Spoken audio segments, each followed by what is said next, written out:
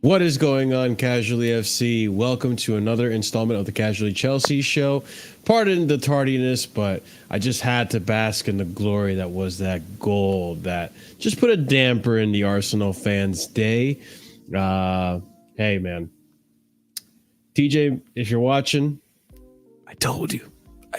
Stay humble. It's Porto. This isn't Burnley. It is FC Porto. Historical team. Respect Porto. Chelsea fans would know. But big up to everyone. Big up to all of you guys who are in here already. We got a cool show for you. I'm accompanied by the panel of Real Chris, Oliver, and myself, their host, Marshalldbdx.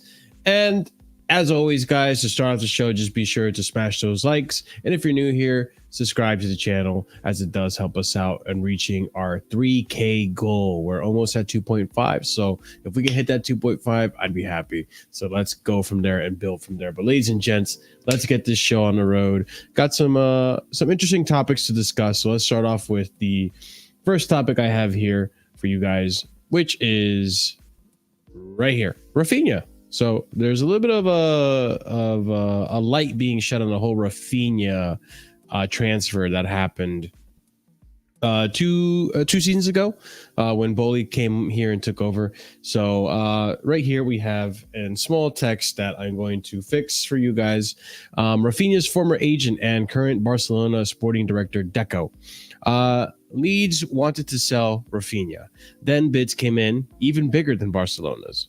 The owner of Chelsea called me and insisted a lot, putting pressure on me.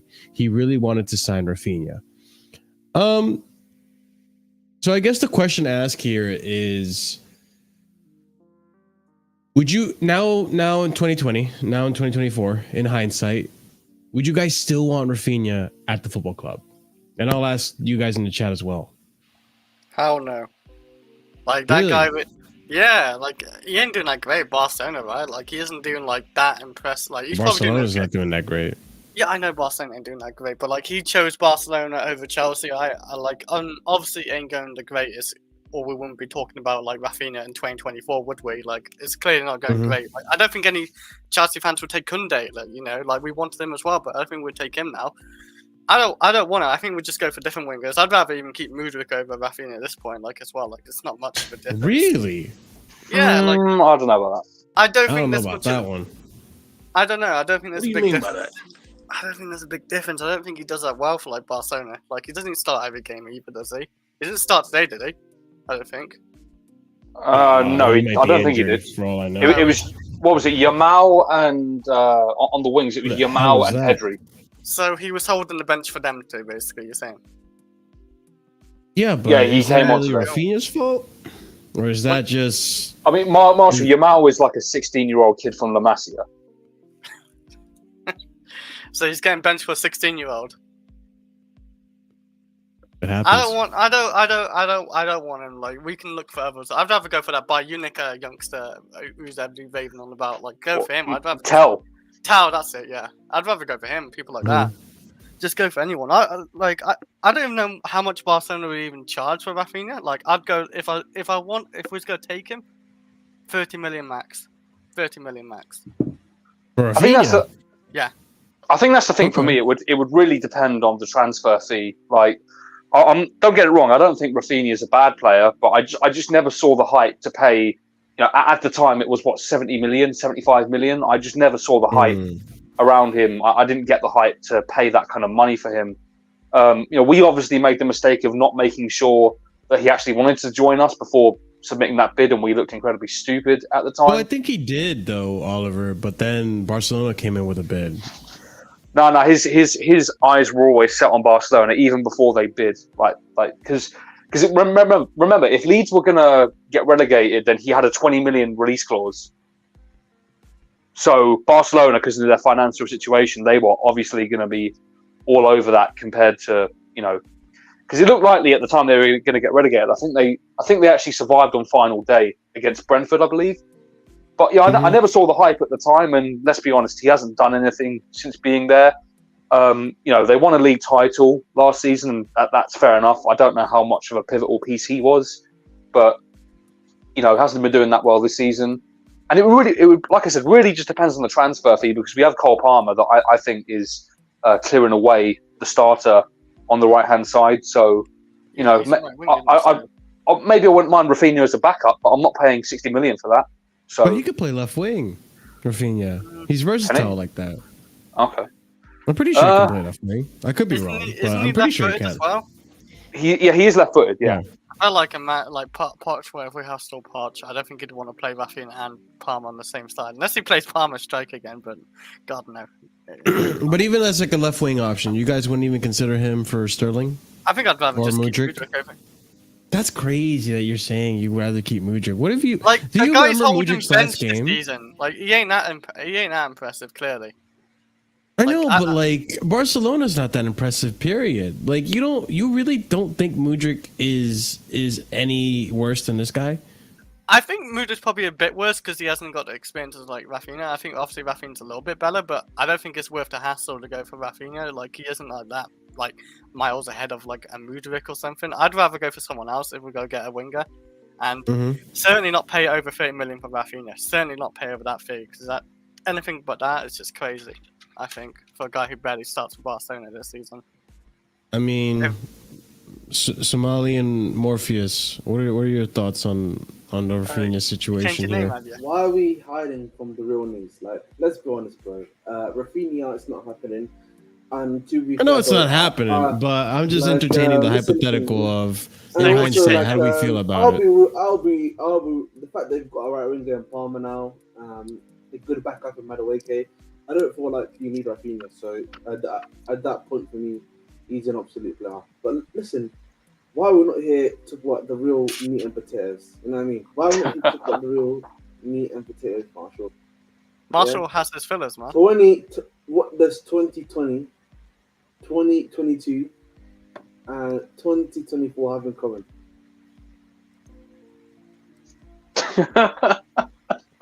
You're confusing Marshall here. Marshall, what does 2020, 2024, and 2022 have all in common, all the 3 years? Listen, bro, take the knee pads off. You're supposed to be enjoying the Arsenal defeat, and here you are, obsessed with Thomas Tuchel. Go to Thailand. Where did he go? He went to Thailand. He went somewhere. Go to the retreat with him, man. Go see the light. Listen, Marshall. What is it? Sixth best Bayern Munich I want you to record in history right now? Admit it. I won. Just admit I won. What? You win shit. I told you that he was finished. He's cooked. He's finished. He's not cooked. He's sacked. And now he's basically sacked at the end of the season. He's not cooked. Can hold that, bro. Well, yeah, he's Bayern Munich ain't that good itself, let's be honest as well. They know. But okay, you know what? Hold on. You got a Chris. You know what I mean? Like, come on, they're not that good. Come on, look at that team. All right, buddy. Like they got Harry Kane, who's cursed. Like he doesn't win trophies at any club he comes at. Like I think that's part of the problem as well. Pause. They got Muller they're relying on. They got Goretzka, who's awful. They got Upamecano, who just gets red cards for fun now. Like they Davis, does he always play? Upamecano, who benched the Licks to play. He benched the Lick to play with Upamecano. The Lit isn't that great either. Like then they ain't got a great team. So you can blame Tuchel as well, but like ain't that great as a team. It's probably at their worst. Well, clearly someone at Bayern thinks otherwise. I don't know. I mean, there are problems at that club. It's a bit of both. You know, Tuchel hasn't done the best he can, but at the same time, Bayern are having legacy problems that have plagued a lot of previous managers at the same time. 100%. So but yeah, both sides of the argument are right. Literally, Tuchel is on his way to have the same amount of points.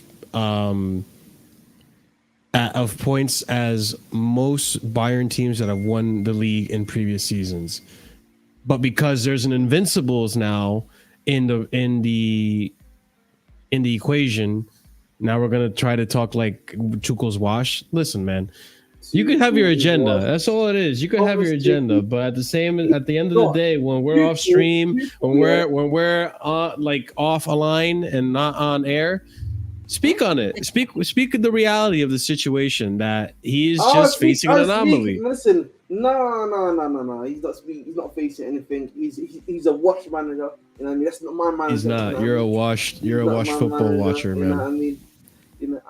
Listen. Now he's available. If you set push at the end of the season, we take Tuchel, Marshall. Oh, Yeah. yeah. Hell yeah, easily. No way. Oh my god. No. Ain't no way. I'm sorry. Bro. Again, This guy I just does said not have- even in second place, Tuchel is projected to have the same amount of points that the last 6 seasons of Bayern Munich have done in order to win the league. He is overperforming for second place from every team that we've had in the Bundesliga in the last 6 seasons. Are we going to speak on the facts or not? If we're gonna talk about this, let's talk about it factually. Because the reality of the situation is, Marshall, you talk all about There's an Invincibles happening. Whose squad is better, Marshall? Don't listen. Let's not get it twisted. Whose squad is better? The Bayern Leverkusen squad, player for player, who is better? Bayern Leverkusen Bayern squad Leverkusen. or Bayern Munich? Like, let's ignore Chris's ignorance for a second, yeah, and focus on the actual reality of the two squads. Yes. Right, they got what's the Czech Republic striker? He's doing all right. The Witzel. Yeah, Witzel that 10. No, listen, I'm sorry. There was background noise, so I had to mute. Listen, that it is what it is. No. Hold on. I'll answer your question if you let me answer your question, Ahmed. I didn't want to make this a Tuchel segment because we spent 40 minutes talking about this last week, or not even last week, 4 days ago. And we have a whole last show. He didn't get sacked yet. He is resigning at the end of the season. But look at this! Listen, come on, bro. Come on. But Marshall, oh bro. my You can't god, do that, fuck off. Anyways, Yeah, but Ahmed. here's the thing. Damn, my bad, bro. No, not you. It's the background noise, man. What the fuck was I even saying? Listen, okay, player for player, sure. Bayern is the better team. I'll give you that. That's fine. But at the end of the day, look at what Porto did to Arsenal today. Player for player, Porto doesn't have the better team. But sometimes you just need a good manager that can set you up tactically and win you the games. And you know what? What? Everyone that talked all this agenda and all this bullshit, and you're probably one of them, Ahmed, talk shit about the back three and all this. It's the defensive shape and all this. And Listen, at the end of the day, it's about. It's about how you use it. And Xabi Alonso is using the back three in such a phenomenal manner that it is working out for him. And listen, it could be a fluke. I don't know if he's going to do it again next season. It could be the anomaly that it is. But listen, not many managers have to go up against a Invincibles team. So that's all I'll say on the matter. We can potentially, if you guys want, we could potentially do a whole topic on TT, as well as there's another manager too that is in the discussion, which is De Zerbi, which we won't talk about De Zerbi. But listen, the manager market this season, actually, you know what, Ahmed? At the end of the season, we're gonna have a video discussing all the options, and we'll have a debate about all the managerial options out there. But I think the biggest highlights are going to be De Zerbi and Tuchel for sure. But yeah. Jesus Christ. All right. Anyways, we're moving on to the next topic, which I wanted to bring up here. So Diong, Papa Daoud Diong. I think I said that name right. I probably butchered it. Papa Daoud Diong. Oh fuck. Hold on. Papa Daoud Diong has been seen in training, and this guy is potentially he's no, not Somalian. I'm sorry. Senegalese. Thank you. Yeah. S. It started with the S. I'm sorry. I got it confused. It's okay. Senegalese striker, 17, I believe. He's a midfielder, no? I thought he was a striker. No, I'm pretty sure he's a striker. I don't know, man. You thought Frimpong was a striker, so I'm not taking your word for it. He's a midfielder, Marshall. Wow. I'm gonna do some research in the background while I do this. I literally know He's a midfielder. I just had a quick look. Sorry, Marshall. Okay, well, shit. All right, well, I guess he's a midfielder. So, Papa Diong is expected to join Strasbourg for next season, and Papa Daouda Diong, here already training with Chelsea at Cobham today. Senegalese under-17 midfielder, born in 2006, joined the club as revealed in December. A decision on potential loan to Strasbourg will be made in the next months. So, just some update on this player. Young player, young talent that we signed around the same time that Kendry Paez started making his training appearances at Chelsea. We'll see what happens with this guy. I mean, was he in the Senegalese squad at all for the AFCON? I don't think so, right? Probably not. He's literally like 17 years old. I don't think it's not the some, level. Some kids can. Maybe. I mean, I don't know, but Like, just factor in he's very, very young, so maybe kid, not. Like who can play for the adult league, and he's like 16, so it can happen. I hope he balls out, man. There we go. This is also true. Paez is also training in London as well. I think it's his second session. He should be there for the final to see how that plays out. But I mean, do we have any opinions on Diong, or has anyone even seen this player play? Yes, If you went to Ghana and went to a place called the Hope for Dreams Academy, then you've never seen this guy play. Okay. There's no tapes. I kind of thought unless you you're were hiding in trolling. the bushes just watching. No, that's literally just the reality of the situation. Yeah, unless you're hiding in Okay. the bushes and watching them train. I mean, like our I scouts thought- apparently. So recently, if you're in Ghana, base, you have to be in Ghana to do that, bro. Oh, really? Okay. Well, just mean, take how do a you guys- flight to Ghana, you carbon sexuals, and watch him. Well, he's not a Cobham boy, is he? Oh, Yeah, Chris. But I mean, how do you guys feel about the scouting, the African talent? I mean, I don't think we can give like an answer to that until we see if these African guys can play. I mean, I feel like what I David will say is- Fofana has been a decent option for us. Who else do we have? That's Jackson's pretty good. Well, decent. Jackson's been pretty decent as well. Uh, Senegalese from. Who else? I don't know who else really. Like, The thing I think is, that's really it. Jackson has actual tape though, like he has Villarreal tape because we're buying him when he's in Europe. Like the issue is we don't know about our hit rate when you're buying straight from the source. You know what I mean? We're buying from obviously West Africa. Mhm. Because that's where the news is from. Fair enough. Hey, listen, sometimes the news just doesn't slap, and this is just one of those that we could give less of a shit. So we're going to move on to the other things that I wanted to discuss. But it's one of those things that, hey, it's news for the sake of news, and I just got to go over it because that's part of the show. Big up, JC. Anyways, let's go ahead and move on to this right here. So we have club wages, which has been discussed recently, and going to be interesting to see what you guys think about it.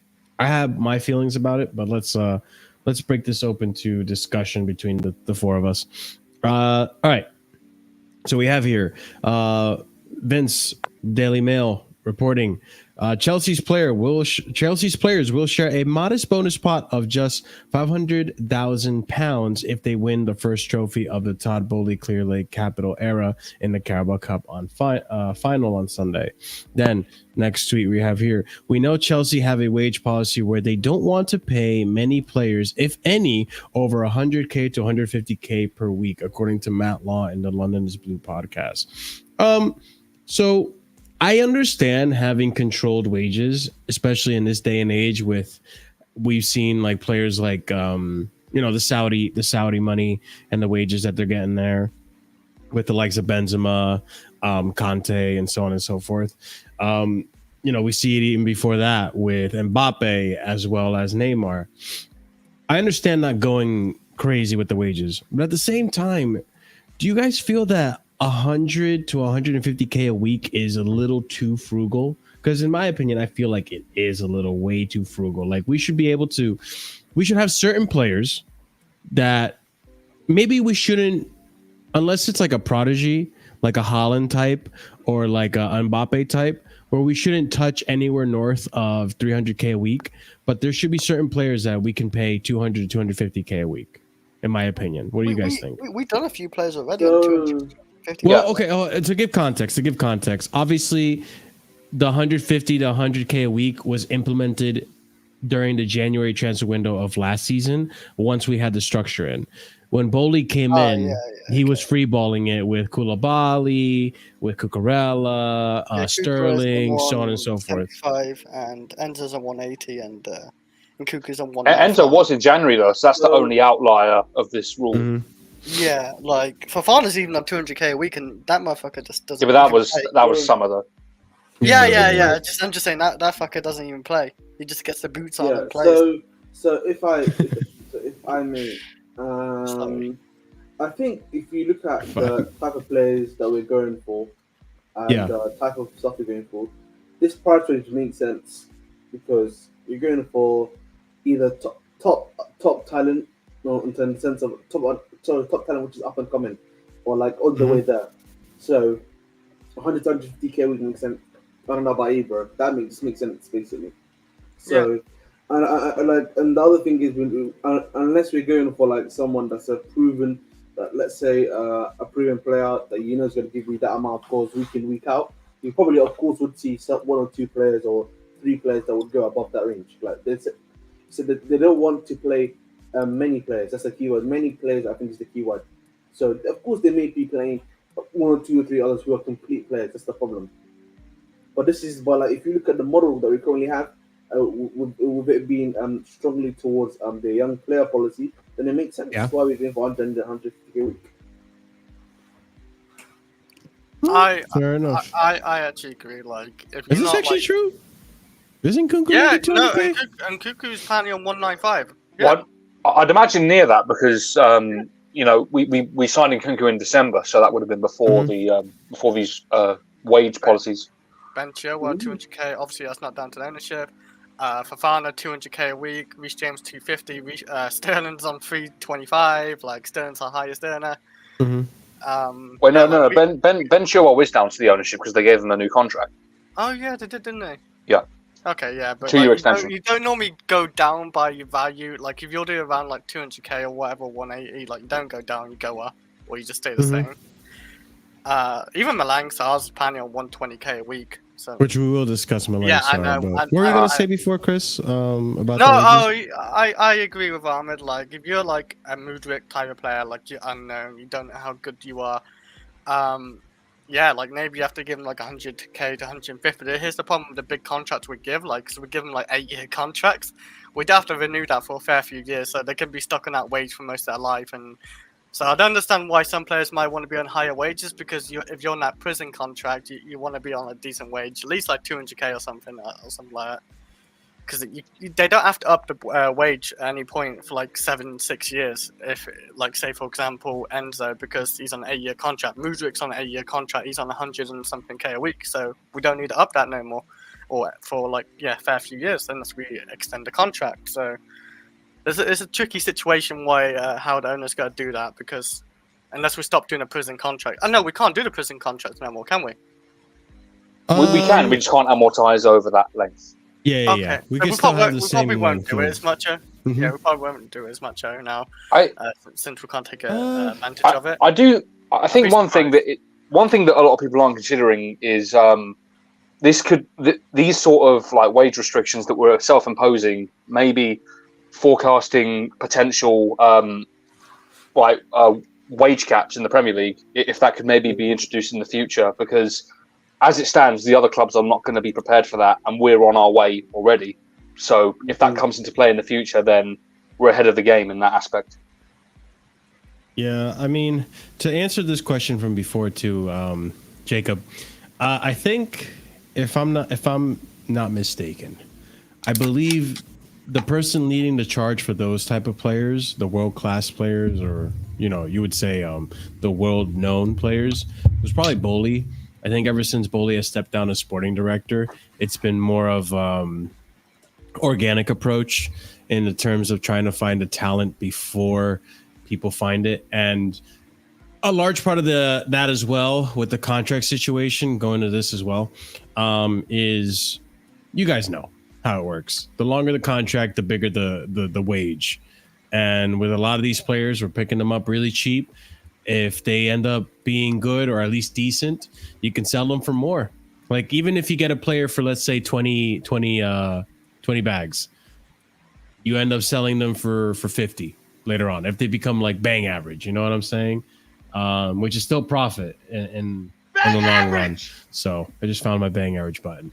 But I just think we need to. I hope what Ahmed pointed out is right, and that it's only one of those situations where it's many players and not all players, because I do still think we need to have the flexibility that if we do want to bring in a really, really world-class young talent, and by young I mean under 25, so 23 or 24-year-old, like well, I shouldn't say Osimhen, but anyone of that caliber, that we are willing to spend and manipulate our wage budget so that we can have a player like that and make sure they're happy with their wages as well, because I feel like players of that caliber probably don't want to get paid 150K a week, especially if they know they're talented. Okay, so I also think obviously to add to Oliver's point, but this is something that he's spoken about. I've spoken about previously about the fact that the money I think is changing. Mm-hmm. Like 80% of your wage fee is gonna not 80% of your profits is probably gonna be equating to how much you can give out in wages. So it makes sense, man. And I also think we need to also realize that I think as a club we've kind of changed our approach in the sense of we're not trying to buy these proven players that we know we're gonna have to spend a lot of big money on. Like, I know obviously you spent money on Caicedo and Enzo, but if you I was looking at our transfer history, barring those two, and okay, I was also of course Mudryk. Everyone else has been 40 million or lower, by the way. Which is something that I see no one speak about. Barring Enzo, Caicedo, obviously the 100 million range. Mudryk 62 million. After those three, every single one of the player we brought 40 million on us. Well, you see, Ahmed, if people acknowledge that, then they can't use the whole "you spent $1 billion" argument, because it's like, what have you spent it on? So I understand why they don't use it. That's just to further people's own arguments. Yeah, that is true. But this is why I'm saying it obviously on our channel, which is that it's 40 million or less that you spent on the majority of all these other players. So it makes sense why this price range is happening. Now, I think the other thing we also need to realize is this going to be lead to us having long-term success? We don't know, bro. We don't know. But this is probably the best way of doing it, rather than us going out 80 million or other spend 200 million every single window to buy top 3 or 4 players that are like which may cost you 80 million or more. And most of the time they don't even cost you 80 million. They cost you more than 80 million, 90, 100 million these days. That's just the relative the market that we are currently in. This might be a hot take, but I'm going to say it anyways because we like to keep it spicy here at Casually FC. I do genuinely think that because of the age range of our players, that this is something that a process that is going to take time. And I would hope, and I do think that over the course of time, there will be gradual improvements in the performances, in our positions in the table, so on and so forth. I know this season has not been good, but one thing I can say with confidence is that I feel, and you guys can definitely correct me if I'm wrong, and I know a lot of you in chat are not going to agree with me. I feel like this season, despite me not rating our manager, I feel like this season we have improved since last season. Not by much, but I feel like overall, when we look at the stats, our record and our points earned and all that stuff, our stats in general, when we look at last season under Potter and Lampard, and then we look at this season under Poch, there is a slight improvement. I think some of these players are stepping up. We've seen Enzo, I think, over the course of time, his game has improved. I think even though I don't rate him, I think Mudryk has been better this season. I think Madueke has improved this season. I think these players are going to start coming good, but I mean, I don't know if you guys agree with me or not. I know some of you guys don't. So. I just wanted to add, what's it called? Yeah, and this is it, which is that I think last season, remember, context is key. We had more than 90% of the player base that wanted to leave. No one loved them. A lot of problems that we had, of course, over there in terms of obviously the players that we've spoken about. Obviously, the manager Salah wasn't working out with Potter, and then obviously we had Lampard afterwards, which is never easy at all, knowing him and his play style. We almost had the 2 fiasco as well at the beginning of the season. No, I'm literally talking about every single situation that we literally had last season. No, I'm not shaking my head at you. I'm shaking my head at this comment. So there's that too. So there's like a lot of stuff, and like I think this season the reason why it looks better and why it feels better is that I think that we have players that want to play for the club. We have players that are good players now, I'd say, that want to play, that have good talent, and that we've seen, obviously in flashes, even with what's his name, Pochettino, kind of like killing them. That they're still top players, and they can produce in the big moments. So that's all it is, man. Yeah, I mean, Chris, Oliver, do you agree with my sentiment there? And ironically, I mean, do you guys? Ironically, we're now in our Carabao Cup final. Obviously, it's not like that's another big one too. That we were nowhere near that last season. And like, what's it called? And the other one, of course, which is that we're currently most likely, if we beat Leeds, which is the most likely case, we're now in the quarterfinals already for the what's called FA Cup. So the strides are being made there, and to be fair, we're not that far away from 6th place right now. Yeah, I was about to mention that too. We're not that far away. I mean, listen, I'm not holding my breath. I don't know about you, Ahmed. You might feel the same. I'm not holding my breath that we're going to get 6th place, but I know it's there. I know it's obtainable. And if this team does step up, and if maybe Poch does actually start turning it around, if this is the signs of Poch actually turning it around, maybe we see ourselves in a top 6th place. Maybe we do. But listen, I've been sold a dream before. And I've been broken, but I'm not trying to fall for that. But I mean, Oliver, Chris, do you guys relatively feel the same way that this team has somewhat improved since last season? It has actually improved last season with a chance creation and all that. Like, we definitely improved that, but we ain't getting top 6 this season, I don't think. We'd be lucky to get top 8 this season now. Like, we've been down this road too many times now where we have a decent run and we look good against some teams like Man City, like already done. Where we drew 4-4 and we looked amazing. I thought it was a very good game. This team, I don't know, there's something clearly missing with this team. The manager isn't obviously helping himself either, like the crazy shit he's done this season. And this team ain't perfect, obviously. Like, there's a lot of issues. We're not like fully there. Like, I think we've got a great midfield. Our defense needs better coaching or better, I don't know, something behind it, because like what happened compared to last season to this season is like night and day. Our attack's improved, but I don't see this team getting top 6. Or probably winning against Liverpool or even in the Carabao Cup, depending on their team anyway. I have to see their team on Sunday to really know if we actually might win that game with a chance. But yeah, like if you're on about like Chelsea, maybe getting top 6, nah, Chelsea ain't doing that. I think Ahmed knows deep down. I know you. I think you know deep down we're not getting top 6 season. There's too many teams ahead of us where I think Man United are just going to get there. Newcastle probably go get there. Tottenham's getting there. Aston Villa has a better shout in us than top 6, and obviously Arsenal and Liverpool and Man City. But and top 4. Do you think our place on the table dictates how much better we've gotten as a team? Where was we last season at this point? 10th. Actually, no, we weren't. We were less, weren't we? Weren't we like near relegation? Like no, it was 10th or 11th. We never got. I don't think we ever got as low as 13th. I think. We got down to 14th at one point near the end at one point, and then we started getting a little bit points a point, and then. Yeah, but was that by the end of the game week, or was that like? I don't know. I remember seeing us down 13th at 14th at one point. But listen, I try not to remember, but when Lampard took over, we weren't winning games. I don't think we were even drawing games. We were just losing. We drew a couple. I think we won like 1 or something. Like there is improvements. We won against like. There's clearly improvements, but it's just it's baby steps. Like we're improving in baby steps. We're barely moving forward. Like as a club, like we got to a final. Like we didn't get to any final last season, did we? No. So No. we got to. We didn't even get out of the first round of the cups.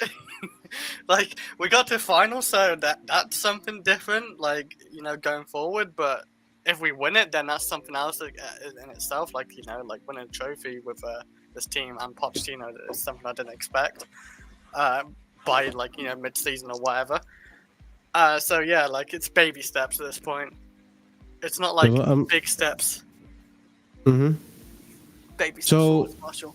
last season we ended on 44 points. This season so far we're at 35 points. So we need 9 more points to match our season output of last season. That's 3 wins away. Is it going to happen? Maybe. I mean, there are winnable games there. We have Tottenham again. We're probably losing that one this time. Let's be real. We have Man United again. We'll lose to Tottenham this time.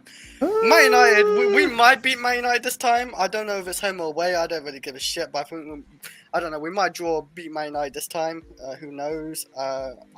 We got Brighton again. Yeah. We got we got a few teams like that where we should get points as well. Like because Brighton ain't that good this season. So Yeah.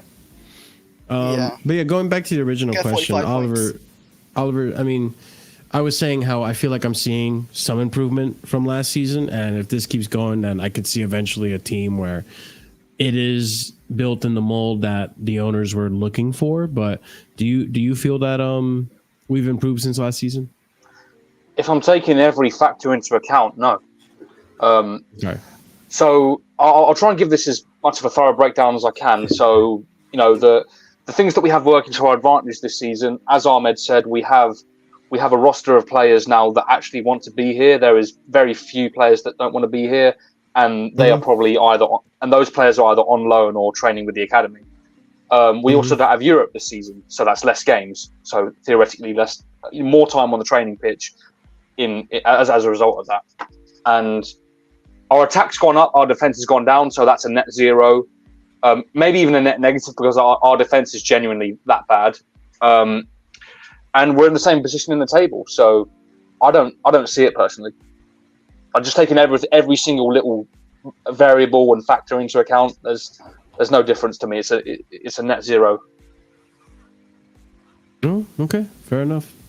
All right, let's go on to the next topic I had for you guys. Let's discuss this right here. We got some transfer links, so this should be fun. Let's see what Chelsea is cooking in the transfer market in terms of rumors and whatnot. So we'll start off with this one right here. Give me 1 second, guys. I'm cooking. All right, cool. Chelsea and Arsenal are leading the race for Aberdeen youngster Lewis Carroll, with both clubs interested in a summer transfer. The 15-year-old center back has been told that he will be fast-tracked into the first team by Aberdeen.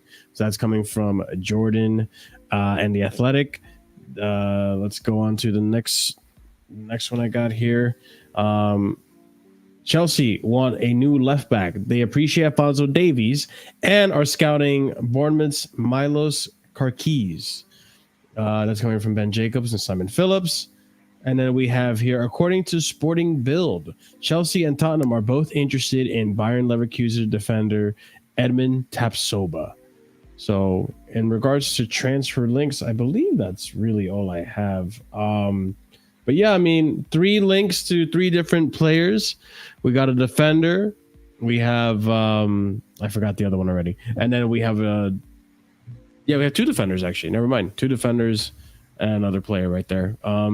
Any opinions? I mean, I'm sure you guys have opinion about Tapsoba, which I'm sure you've seen this season. I know Ahmed does. Tapsoba, I like him. And when we were linked to Jonathan Tah, I was like, no, if we're getting a centre back from Leverkusen, it should be Tapsoba. So I'd be happy to have him. He's a right centre back, isn't he? How old is he? I'll have a look. Left back. Okay. I got a link with left back. He's under 23. Tapsoba is 25. Yeah. He turned 25 19 days ago. Mm-hmm. Isn't he too old for Chelsea? Well, no, because we got to Sarsi when he was 25, so he's on the. If you're believing that whole 25 and under policy, he's literally on the limit. So, yeah. Anyone else? Any opinions on Tapsoba or the left back or this Aberdeen kid? I don't know. I don't know any of those two other guys. I can't lie. Well, why are we talking? Why are we talking about a 15-year-old? Like that's like who actually knows? Who the hell has actually ever watched this guy? Like, I agree with Oliver basically in that. Like, I want one guy from Bayern Leverkusen. They're playing good. He's the main guy. I take him at Chelsea. Probably won't be a whole lot of money. I don't know how much. Have I missed out on the Arsenal cooking? You missed out, man. You missed out on a great Arsenal. I apologize. Because I brought a bottle. Yeah. Maybe they celebrate the next game. Who knows? But yeah, like you missed it today. But yeah, like I don't know. Like we don't need a whole lot of centre backs, but obviously Thiago Silva's probably going this season. We don't know about Fofana, so we definitely need to bring in at least one centre back. Depending on what happens with Fofana, if he gets injured again, then we don't have him. So yeah, like we're gonna need another centre back. This is a centre back I'd be interested in, depending on how much he costs. I don't know him like a whole lot. Like I just hear things about him. I haven't really watched him or all like that. So yeah, I hear good things about him only. I'm not sure anyone else who wants him or not. Is Marshall dead? I'm here. Sorry, I had to use the bathroom. Oh, you had to go to the bathroom, yeah. It's time to eat some food. 1 minute. What's happening? I think Ahmed's dying and he went to go eat food. I think everyone's dying. Can you guys speak on what have you guys spoken on that I've been sorry? Well, we're not going to go back and speak on it. I'll say that. We did a little bit too cool somehow. So don't plan on it. Don't plan on No, I don't want to speak on We're not everything. backtracking. Have you spoken on Osimhen? No, not yet. Not Not worry. yet. We're We'll talking about speak on this Raphina. when we get there. Have you missed that? Yeah. Have you spoken on Reece James getting injured again? Oh, fuck no. off. What? No. My bad. Sorry, This my guy. bad. I can't spoil the future. This guy Tell believe me- in the mirror. Tell and me stuff the like that. date he gets injured. I can't spoil You the see future. into the future. Anyways. The I'm not allowed to Matrix. spoil the future, Chris. I'm not allowed to spoil the future. Actually, You just say I'm glad you brought it up. I'm You glad think you brought it up, it's supposed to be? Prime, because we actually are going to speak on the Osimhen situation. So, okay, let's transition over to this then. So, let me fix this up. I had this in the wrong order. Number one striker. Boom. Ah, shit. Speaking I of just closed out a tab by he accident. scored tonight. If only Did score tonight. only a certain London club in the Champions League had a goal scorer.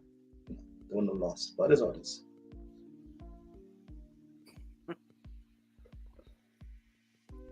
No? No? No? Okay. Well, sorry, Why repeat are you yourself. guys so down tonight, guys? Cheer up. Osimhen scored.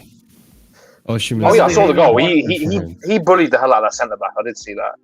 Was it Martinez? I think he meant the goalkeeper. You guys- No, you guys- he bullied Martinez, and then it was pretty much a 1v1 with the goal.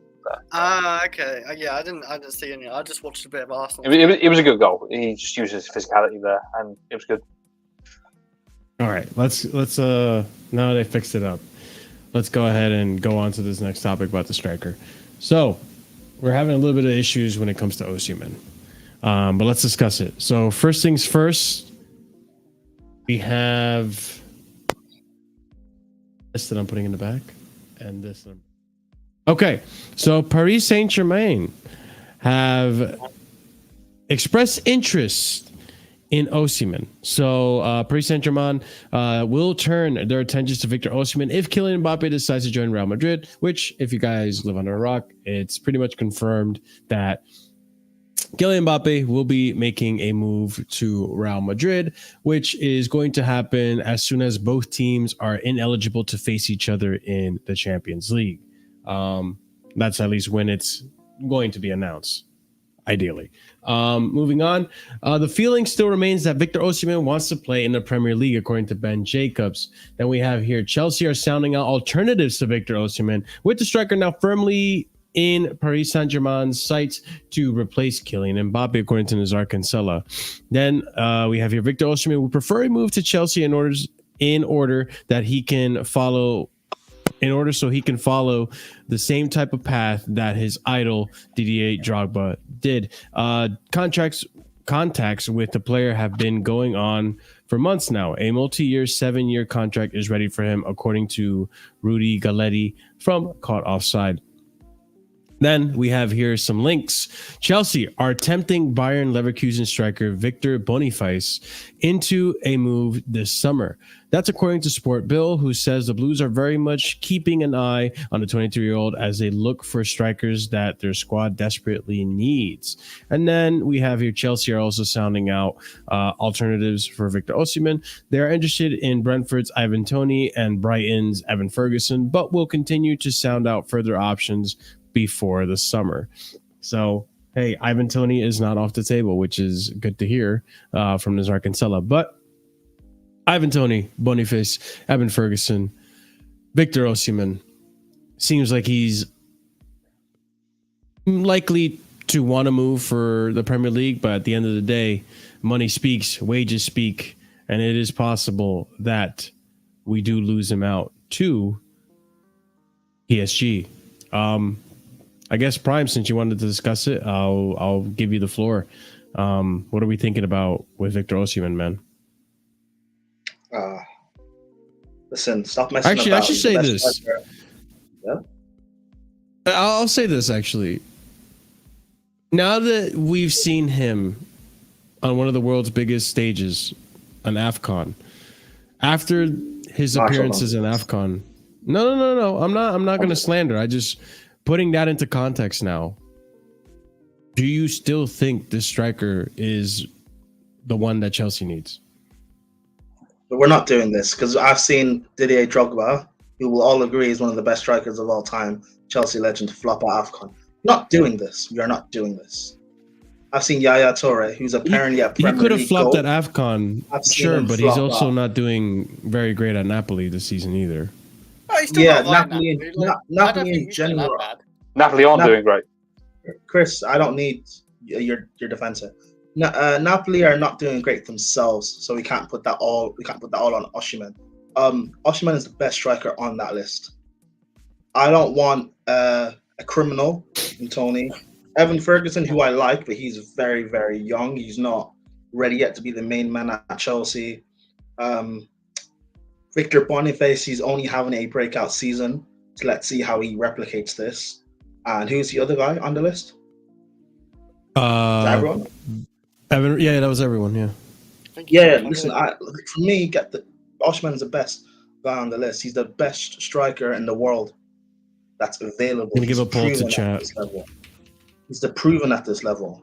Like I think this, like for us, so long as we get Europe, he will come to us.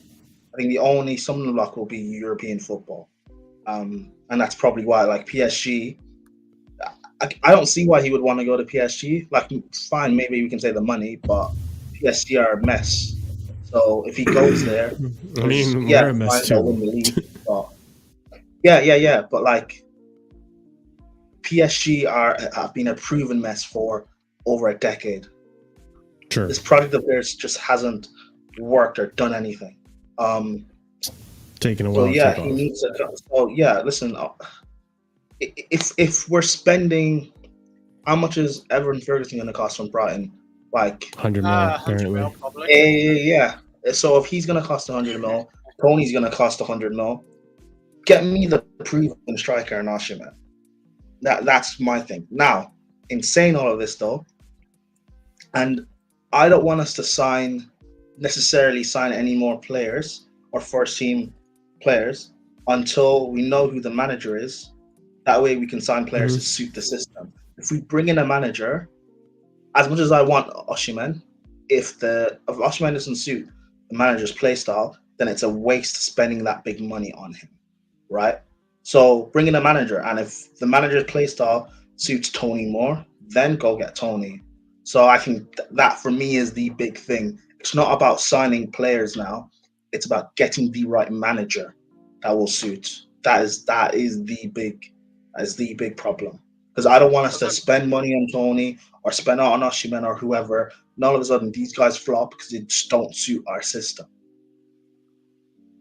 What's happening when we keep Poch? That's what? What's happening when we keep Poch? Would you have Osimhen still? Poch, there's no universe in the ever expanding multiverse out there that Poch is our manager next season. So Fair enough. Hopefully. if Poch is our manager, I'm not a Chelsea fan. So if Poch is our manager next season, I'm not a Chelsea fan. So I was gonna say, yeah, I agree in everything you just said about Osimhen. Like, I don't think he's even done that bad this season for what's it called, Napoli this season. Like, he hasn't obviously played every game. He's been for AFCON.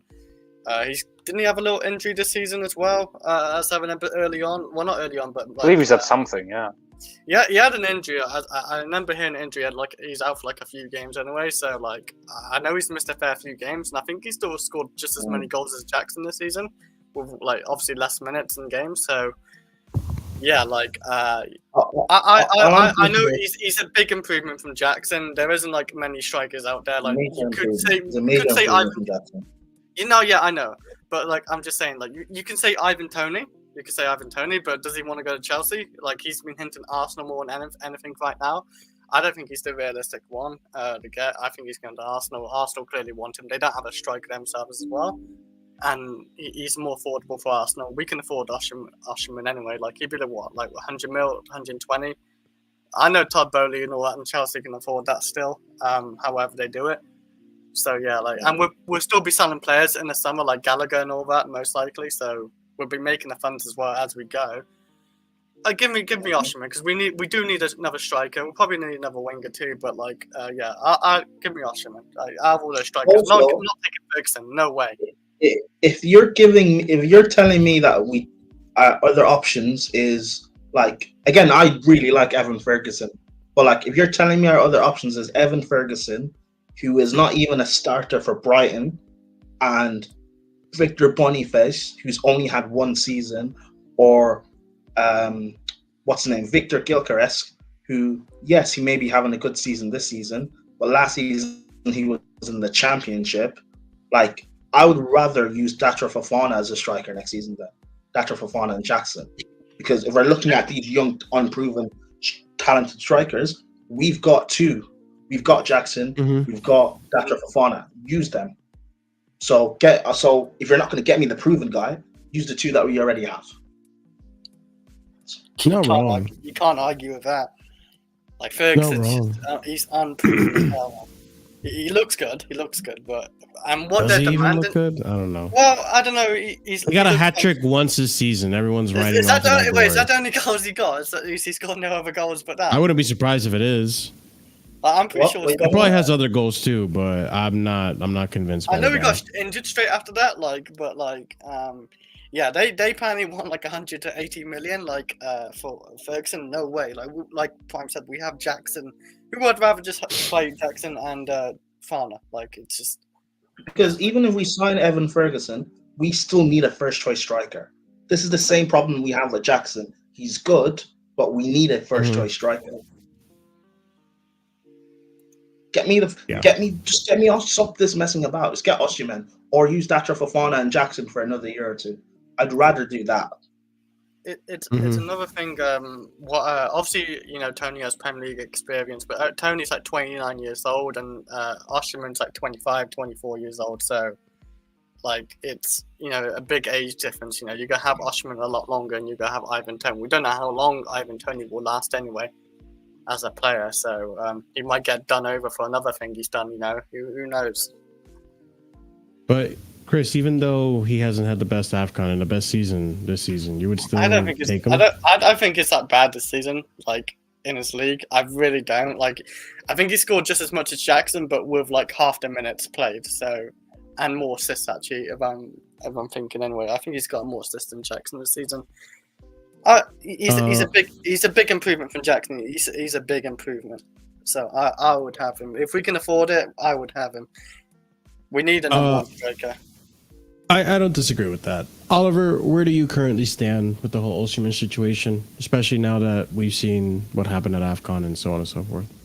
I'm on the same thing as Prime. Like, Drogba had bad AFCON tournaments, and many other players have had bad just tournaments in general, whether it be AFCON, whether it be in Europe's case the Euros, or anywhere else, whether it even be the World Cup.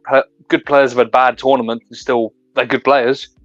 So I don't put too much weight on it, despite the fact that it wasn't the greatest from Osimhen. But just to give an overview of everyone, like Boniface, yeah, like he's having a breakout, but do we really want to?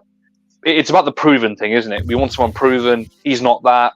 Evan Ferguson. If I see this club buy Evan Ferguson, I'm going to lose my head. Yeah, I do that too. 100 million for a guy that isn't even a starter at Brighton, like, you know, just no, thank you. So it's Tony and Osimhen for me, and I really rate Tony, so I do not mind out of those two whoever we get, because they're both proven. Tony's got the experience over Osimhen, but I don't put too much on experience personally. So just flip a coin for me, really. They're both great, so I'd be fine with either.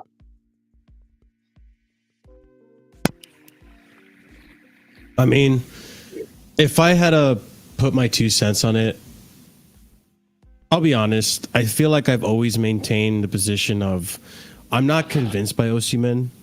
I think the one season, one breakout wonder. Like, I know he also did decently at oh my god, it's not. It is Lyon. Is it Lyon, or was it Oh my god, what was this, the club? Lille. Yeah, what? It was Lille. Okay, sorry. Yeah, thank you. I know he was decent at Lille, but to have that breakout season like he did last season, it just, I don't know. I need to see it again in order to believe that this guy's the guy. But at the end of the day, it's not my money. So if Chelsea are willing to dish it out, then I could care less. Like, I didn't want Enzo for the amount of money that he was worth, but at the end of the day, like, I could care less for the price tag if they put the performances on the pitch.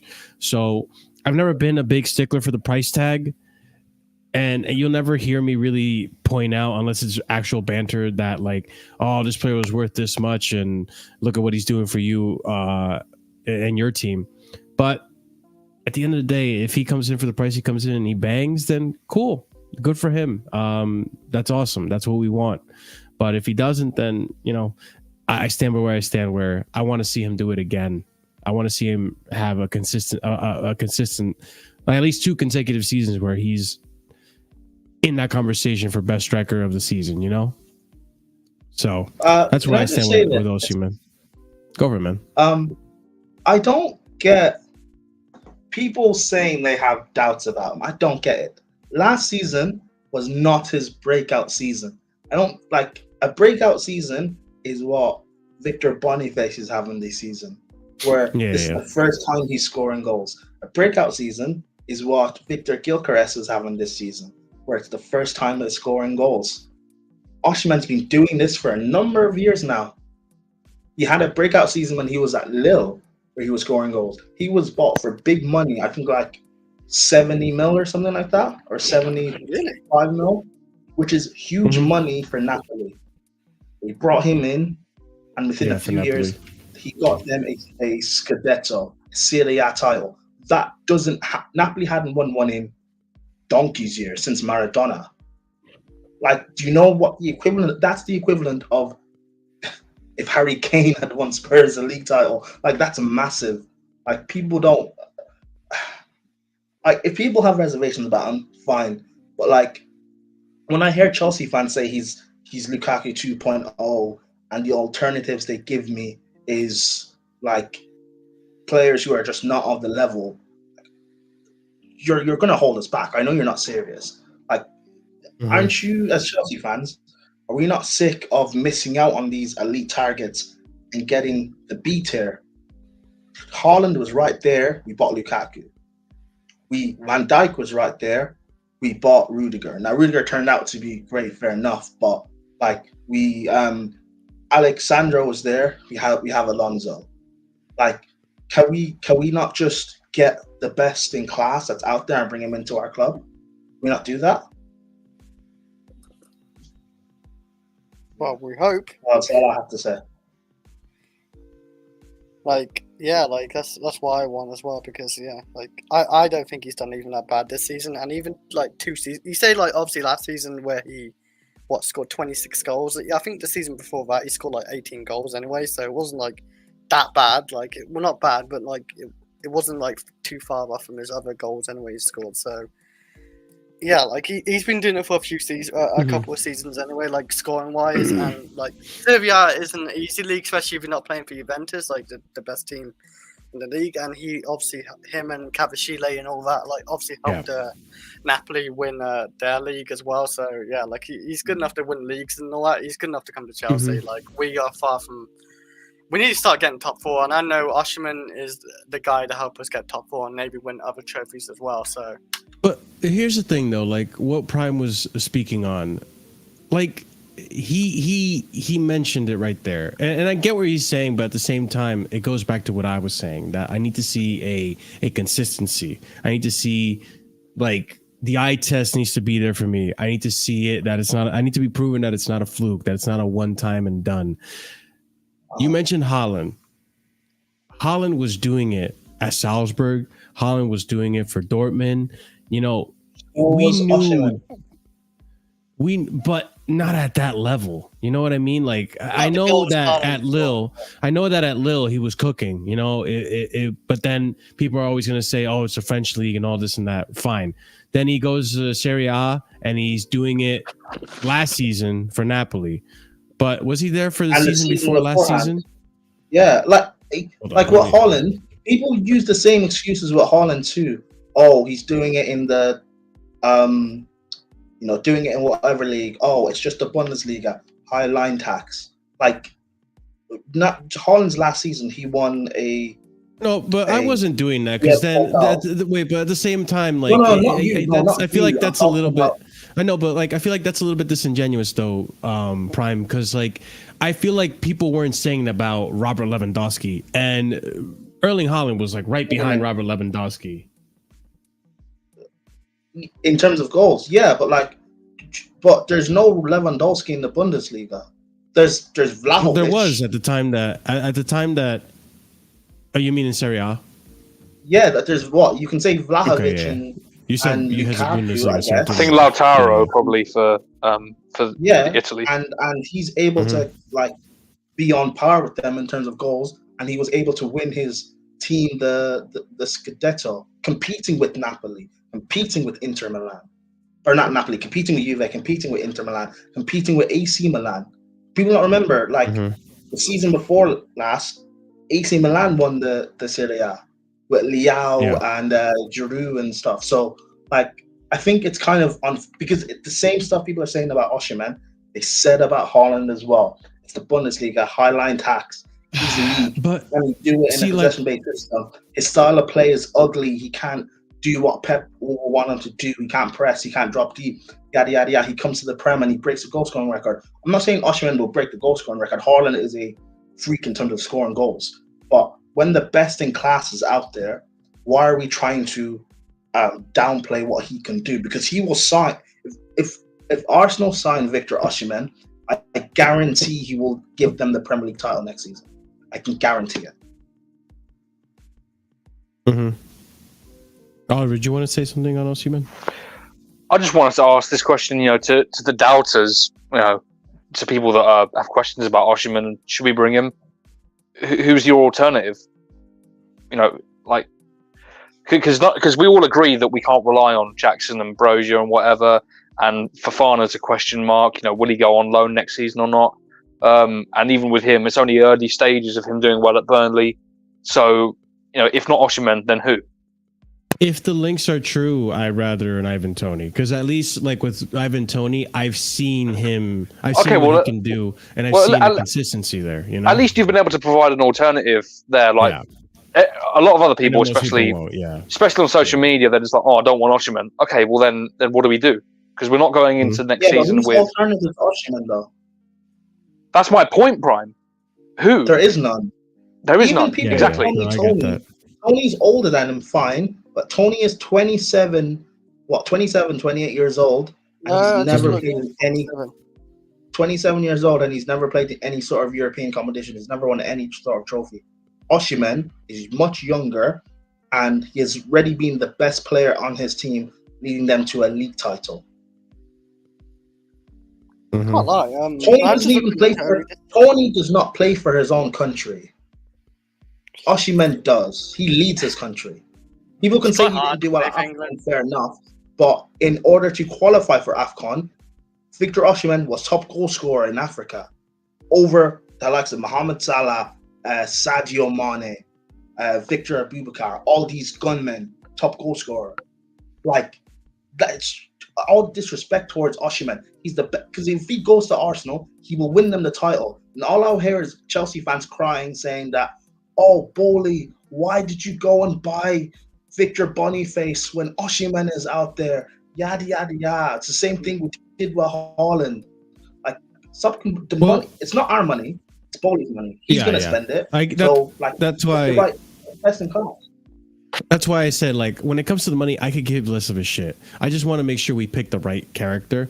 But, like, you know, when I'm saying this about Osimhen, I'm not trying to disrespect Osimhen. I think he is a valid striker. Do I think he is worth the value that's put on his head?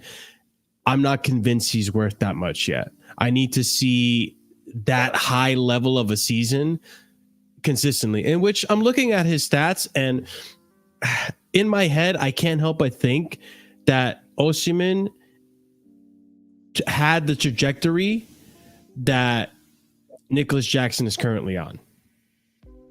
Because I'm looking, and that's no disrespect on Osimhen, because I'm looking at his first season in the Serie A, 10 goals, 3 assists. Nicholas Jackson right now is currently on 9 goals and 5 assists, something like that. The season afterwards, in all competitions, 18 goals, 6 assists, which is good numbers. If Jackson keeps going in the trajectory he's going, I could see Jackson matching those numbers. Then the next season is the season that everyone hyped up, which is the 31 goals, 5 assists in all competitions, which is that's good. You know, I'm not even asking for 31 goals in a season. If I could see more than 20 goals consistently, that's enough to convince me, like, okay, this guy is the next big thing. Again, I don't care. It's not my money. Bring him in and he could work out perfectly, you know? But if I want like a proven striker, in my opinion, I feel that Ivan Toney is that guy. He might not have the GNA that Osimhen just provided us there, but I've seen what Ivan Toney could do for his team in terms of link up play, hold up play, creativity, so on and so forth. Whereas with Osimhen, this guy does what I want a striker to do. Take fucking shots. Try, and then get the goals. I don't mind that. I want a striker to have attempts at goal. Osimhen can also create as well. He did that at AFCON. I haven't seen enough of it for me to be convinced that he can be more than just a target man. That's where I stand with Osimhen. He's not just a target man. I'm just saying, in my opinion, I have not seen more than just that. Do you guys? Do you? I don't know. Maybe like, because I've been watching him since the 1920 season. I've been watching him, particularly when we played them in a Champions League group. It was the first time I watched him, and I remember telling Chelsea fans that this guy's better than Tammy, and people kept telling me, no, he's not. Tammy's, because that was during that Tammy little purple patch when he scored against Wolves and stuff. And I started watching him since then, and I've been saying that we should go get him. This guy is going to be on his way to being an elite striker. Like, I don't know. It just, and my anger is not directed at you, Marshall, but it's like when I hear Chelsea fans. There's a lot of Chelsea fans out there that waffle. Yeah. And just get you don't even offer me good alternative. Even Tony, I guess I can kind of hear. But I hear waffle, like, oh, Dominic Solanke, bring him back and stuff, I'm like, you guys don't really love Chelsea. Like, the best in classes. This is the same bullshit people said. This is the same bullshit people said about Haaland. Yeah. No. Like, what you were saying, Prime, on Solanke, same exact thing for me. Okay, he's having a good season. Can he do it again? You know, that's the same. I hold the same argument. Like, if he can do it again, then you know what? Maybe Solanke should be a shout. Can I ask? Not just that, like people suggesting Sesko as well, and them guys. What is Tony's goal record, by the way? Not overall. like, no, in general, because was last season not the first time he actually banged a lot of goals? Pretty sure. Yeah, I don't he's think actually so. back. He's I'll actually check back. right Let me have a look. Nah, I got it. he's actually Because back Marshall in goals talking right about now. breakout season and not being consistent. I know Tony had like how long- about 18 goals last season. Well, I Ivan did also Toney, say, 74. like, I mentioned his stint at Lille because I didn't mean to say breakout. I meant to say in the terms of like a highlight season. That's probably should No, have been I the better know. No, I know what you analogy. mean. Yeah, But I want to know, how long has Tony actually been doing this for? Since last Yeah, season. let me that's check. I mean, probably- Prom, I don't know how much you track. Little bit. Prom, I don't know how much you track the championship and whether you rate that level or not, but he was a monster in the championship, and he did, to an extent, continue being a great striker in the Premier League as well. Last season for Brentford, and again, this is for Brentford. Not to disrespect Napoli, but Napoli's always been a competitive side to a certain extent. Maybe not always winning the Scudetto, but they were always at least in contention for Champions top League. 4 They team. were competing. Yeah, they're a top 4 team. But for Brentford, last season, Ivan Toney bagged 21 goals, 5 assists. Then the season prior to that, when Brentford qualified for the Premier League, or when they, just When they came were from promoted. relegation. They were promoted. Thank you. 13 goals, 5 assists. I will say, And Ivan you know Toney's what? Ivan Toney, sorry, Chris, I didn't mean to interrupt you. Ivan Toney didn't have Kvaratskhelia, for example, or a manager like who was a Napoli manager? I can't believe I'm forgetting his Spalletti. name. Spalletti, thank you. Who we now see that without Spalletti, the downfall of Napoli. That's why I'm not going to give too much blame on Osimhen for his season. I think the manager is a big part of it because that whole team has fallen apart now, not just him. But I think that backs up Prime's point about we need to get this right for whoever the manager's going to be next season, because it's just so important. Mhm. As we see with whoever's replaced Spalletti, and I think he got sacked, and even the next guy who's in now, it's something's clearly not working with the players that they have and the style that they want to play. Chris, what were you going to say? I interrupted you. Well, I will say, like, Ivan Toney in the Premier League, like, whole career, like, he's only scored 36. Like, the one last season, obviously, that's when he really bagged a lot of goals, like 20 goals in the Premier League. And I think the previous season before that was like 12. Well, it's not like that bad, really. I think it's 12. I'm not too sure, but yeah, Osimhen, like, overall in the Serie A 96 game, has scored 57 goals and like 15 assists and stuff like that. Wait, the minutes? He's only like, actually, Osimhen is only like, because Osimhen has, like, if I go by minutes, he's only played like 7,100 minutes, and Tony's played 6,400 minutes. Like, that's not much difference. I think you're good now, Prime. What? I think Prime was lagging a little bit. I think he's good now.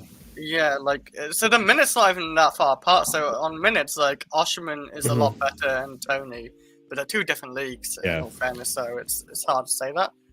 They're both great strikers, so I wouldn't mind either. But if I was going to choose one, and the price doesn't really matter to me, like, I would still pick Osimhen as a striker. He's younger. Fair enough. He's got more of a future in him, and he's won the league with, like, Napoli, what isn't easy to do. So. I'll say my final opinion, and I'll let Prime close out on this topic. But if price doesn't matter, again, I feel I'm still inclined to go Ivan Toney because I've just seen him. I've seen what he can do in the Premier League, and I like his style as well. Obviously, don't like the drama that's coming from him and all that, but it is what it is. I will still take Osimhen regardless. I'm not going to be upset if we get Osimhen. I just know that it's going to be so intolerable with this fan base. And again, it shouldn't matter with the fan base. At the end of the day, I just want to watch Chelsea. I don't care if shit what the fan base says, but I know it's going to be insufferable because we're going to have people just, dangling that price tag over his head if he doesn't perform. Even if he does perform, people are going to dangle it over his head regardless. Price tag will also come over Tony's head. Also, what good thing you mentioned that. One thing I don't like are, like, I want real characters. I want real characters and leaders in this squad. What I see Osimhen do at Napoli and for Nigeria off the field, the presence and character that he is, the leader that he is, the fact that he will, like, take the weight and the burden on him, but he's also not going to be a diva. Like the penalty stuff at AFCON, People can say like your striker should be taking penalties. Yeah, whatever. I'm not going to argue against that. But the fact of he's not the type of person to be like, you know what, just give me the ball. I'm gonna do it. Let me take the penalty. Even though he may know himself that he's not good at pens and miss it and be a detriment to the team, I rate that. I rate the fact of he has an ego to win, but he's not going to have that be at a detriment to the team, for one. And two, Ivan Toney, as a personality, I do not like that. It may look funny when it's at other clubs, but coming to Chelsea and he's going out drinking during the summer and saying fuck Brentford and these scandals with betting and stuff and whatever. People can say free Toney all they want. I don't want that stuff around my club. I'll be so real. I do not. I don't want it around my club because something's going to happen at our club and you're going to have Chelsea fans turn on him because he's black. It's going to be, look at what happened with Lukaku. It's going to get so bad. I don't want, there's already a lot of eyes and negativity around Chelsea because we're Chelsea anyway, because we have American owners, because we have this hire and fire process, because we've spent $1 billion in a year, because we've spent over 100 million on about 3-4 players now. I don't need even more pressure than there already is. I do not want Ivan Toney. Keep the guy away from my club. If we're going to spend big money for the first time now, we're spending over 100 mil, spend it on someone that's actually proven. Because Enzo Fernandez, I know he's a talent for the future, but he's not actually proven. Caicedo, he's a talent for the future, but he's not proven. Mihailo Mudryk should be on the front lines right now. Victor Osimhen is actually proven. He's actually won something, being the main guy winning something. Enzo can't say that at club level anyway. Caicedo can't say that. Toney can't say that. But get me the guy that's actually done it. Get me the guy that's done it. Because Victor Boniface, I know they'll probably all win the Bundesliga, to be fair, but this is his first season. I don't know if it's the right move to necessarily go get him. Gilchrist, hell no. Ferguson, I like him. I'm Irish, so I'm always going to back him. I like him, but he's not ready for Chelsea. He'll crumble. Get me someone who has the mentality to succeed, that has the drive to succeed, that has a proven record of doing it, that is still young and wants to play for this club. All of that is encapsulated in Osimhen. He's already got because we know what our track record is like with strikers. Get me someone who can actually succeed here. But even in all of this that I'm saying, we need the manager first. Because if the manager doesn't want Osimhen and won't suit him, don't get Osimhen. Get me who the manager wants. But if you're just asking me my preference, I think the right guy is Osimhen. So, but yeah, sorry. I'll stop waffling now. No, you're fine, dude. You're fine. You, for a reason, I gave you the closing statement for a reason. Because of all of us here, I think you can speak the most on Osimhen. But all right, cool. That being said, I hope you enjoyed that segment. If you are still watching, be sure to smash that like button and subscribe if you're new to the channel. We do this every Wednesday and Sunday for the most part. And if you're enjoying the content, give us a subscribe so you can come back and be a part of the Casually FC fam or the Casually FC team. Okay, so let's go on to the next topic, which is new staff. I got this. Yeah, new staff. I put this in the wrong order. Here we go. So we got medical staff changes happening, and some good, some bad, some inevitable. But let's go ahead and discuss what we have here. So exclusive Chelsea lead physiotherapist Steve Hughes is set to leave the club at the end of the month after nearly 23 years at the club. Here he is holding that Champions League trophy. Chelsea announced via email to first team members in September that Steve Hughes will resign in February. So this was already pre-agreed that he was going to resign. So it was going to happen inevitably. And I think part of this does have to do with the clear out event, all of his people that he's worked with all these years and all the staff leaving. It could cause that rivet where he probably felt that maybe it was his time to leave as well. All right, though we continue on. Chelsea know they have been suffering from a higher than expected number of hamstring injuries so far this season and aim to hire a couple more specialists before the season ends, according to Nazar Cancella. And then we have here reported Ed Richmond is to join Chelsea's physio department from Leicester as well. Chelsea know that. Okay, so yeah, Ed Richmond apparently is going to be that specialist to look into the whole hamstring issue. And then one more staff that was added as well. Chelsea have made another appointment to their backroom team by recruiting Jim Hicks from the PFA as Chelsea's head of coach development. He will join next month, according to Matt Hughes. But big one there is that we have hired a medical staff specialist to look into the issues with hamstrings. Now, if I'm not mistaken, we had hamstring issues with Badiashile. Obviously, Reece James is one of them as well. We've had hamstring issues, I believe, with Chilwell this season. I believe Nkunku also had a hamstring issue this season. Madueke? Did Madueke have a hamstring issue? I don't remember. I mean, Marshall, it's hard to tell because the club is so vague with how they report injuries. They never tell you what the injury is. It's just undergoing rehabilitation process or what have you. Yeah. So, I mean, do you guys feel that this is relatively a good appointment in terms of hiring this specialist from Leicester City? It can't hurt, but I've maintained that our biggest issue is Pochettino when it comes to these injuries. You know, I know Scott's quoted the report several times. Whether it's true or not, I don't know. But there's the possibility that it's been suggested that the players have been doing the highest intensity of training the day before the game. And it's things like that combined with, like Scott said as well, the fact that at Spurs he had the injured players coming back. They were doing double sessions. Things like that. If he's pulling that sort of stuff at this club, then it doesn't matter who the medical staff are, because these things are only going to continue. There is a degree of blame that has to go on the manager to how these coaching sessions and the planning throughout the week are being set up in order to prepare the players. Yeah. I mean, part of me, again, I don't know. This is all kind of assumptions and hypotheticals. I'm more inclined to think that there is something going on overall in the league and overall in the football. Like for example, I feel like this season, and I could be wrong, you guys can correct me on this. I feel like this season, of all seasons, we've had like a record high of ACL tears. Probably even teams are falling apart in general when it comes to injuries. And I don't know if it's because of the congested fixture schedule. I think there are other reasons why it could be. I don't think it just dumbs down to training. I do feel that the training that Pochettino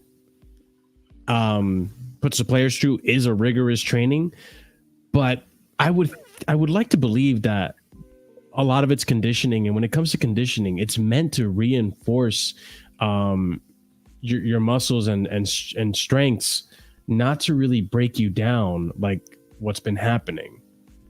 So I don't know. I feel like this is overall a bigger footballing problem than it is just a Chelsea one. I don't know if you think differently. If you look at Liverpool's injuries lately, like they're like, you see their starting lineup there and look at their injury bench. It's quite bad, of like knee injuries and hamstring injuries and all that. Like they got a bunch of injuries like that. Even Man City, they've been going through injuries. Like Haaland's been out for a good while. De Bruyne, United went through injuries this season. Spurs. Yeah, like there you go. Like a lot of players go through injuries, and this is where, like, where we just need bigger squads, really. Or wait, oh my God.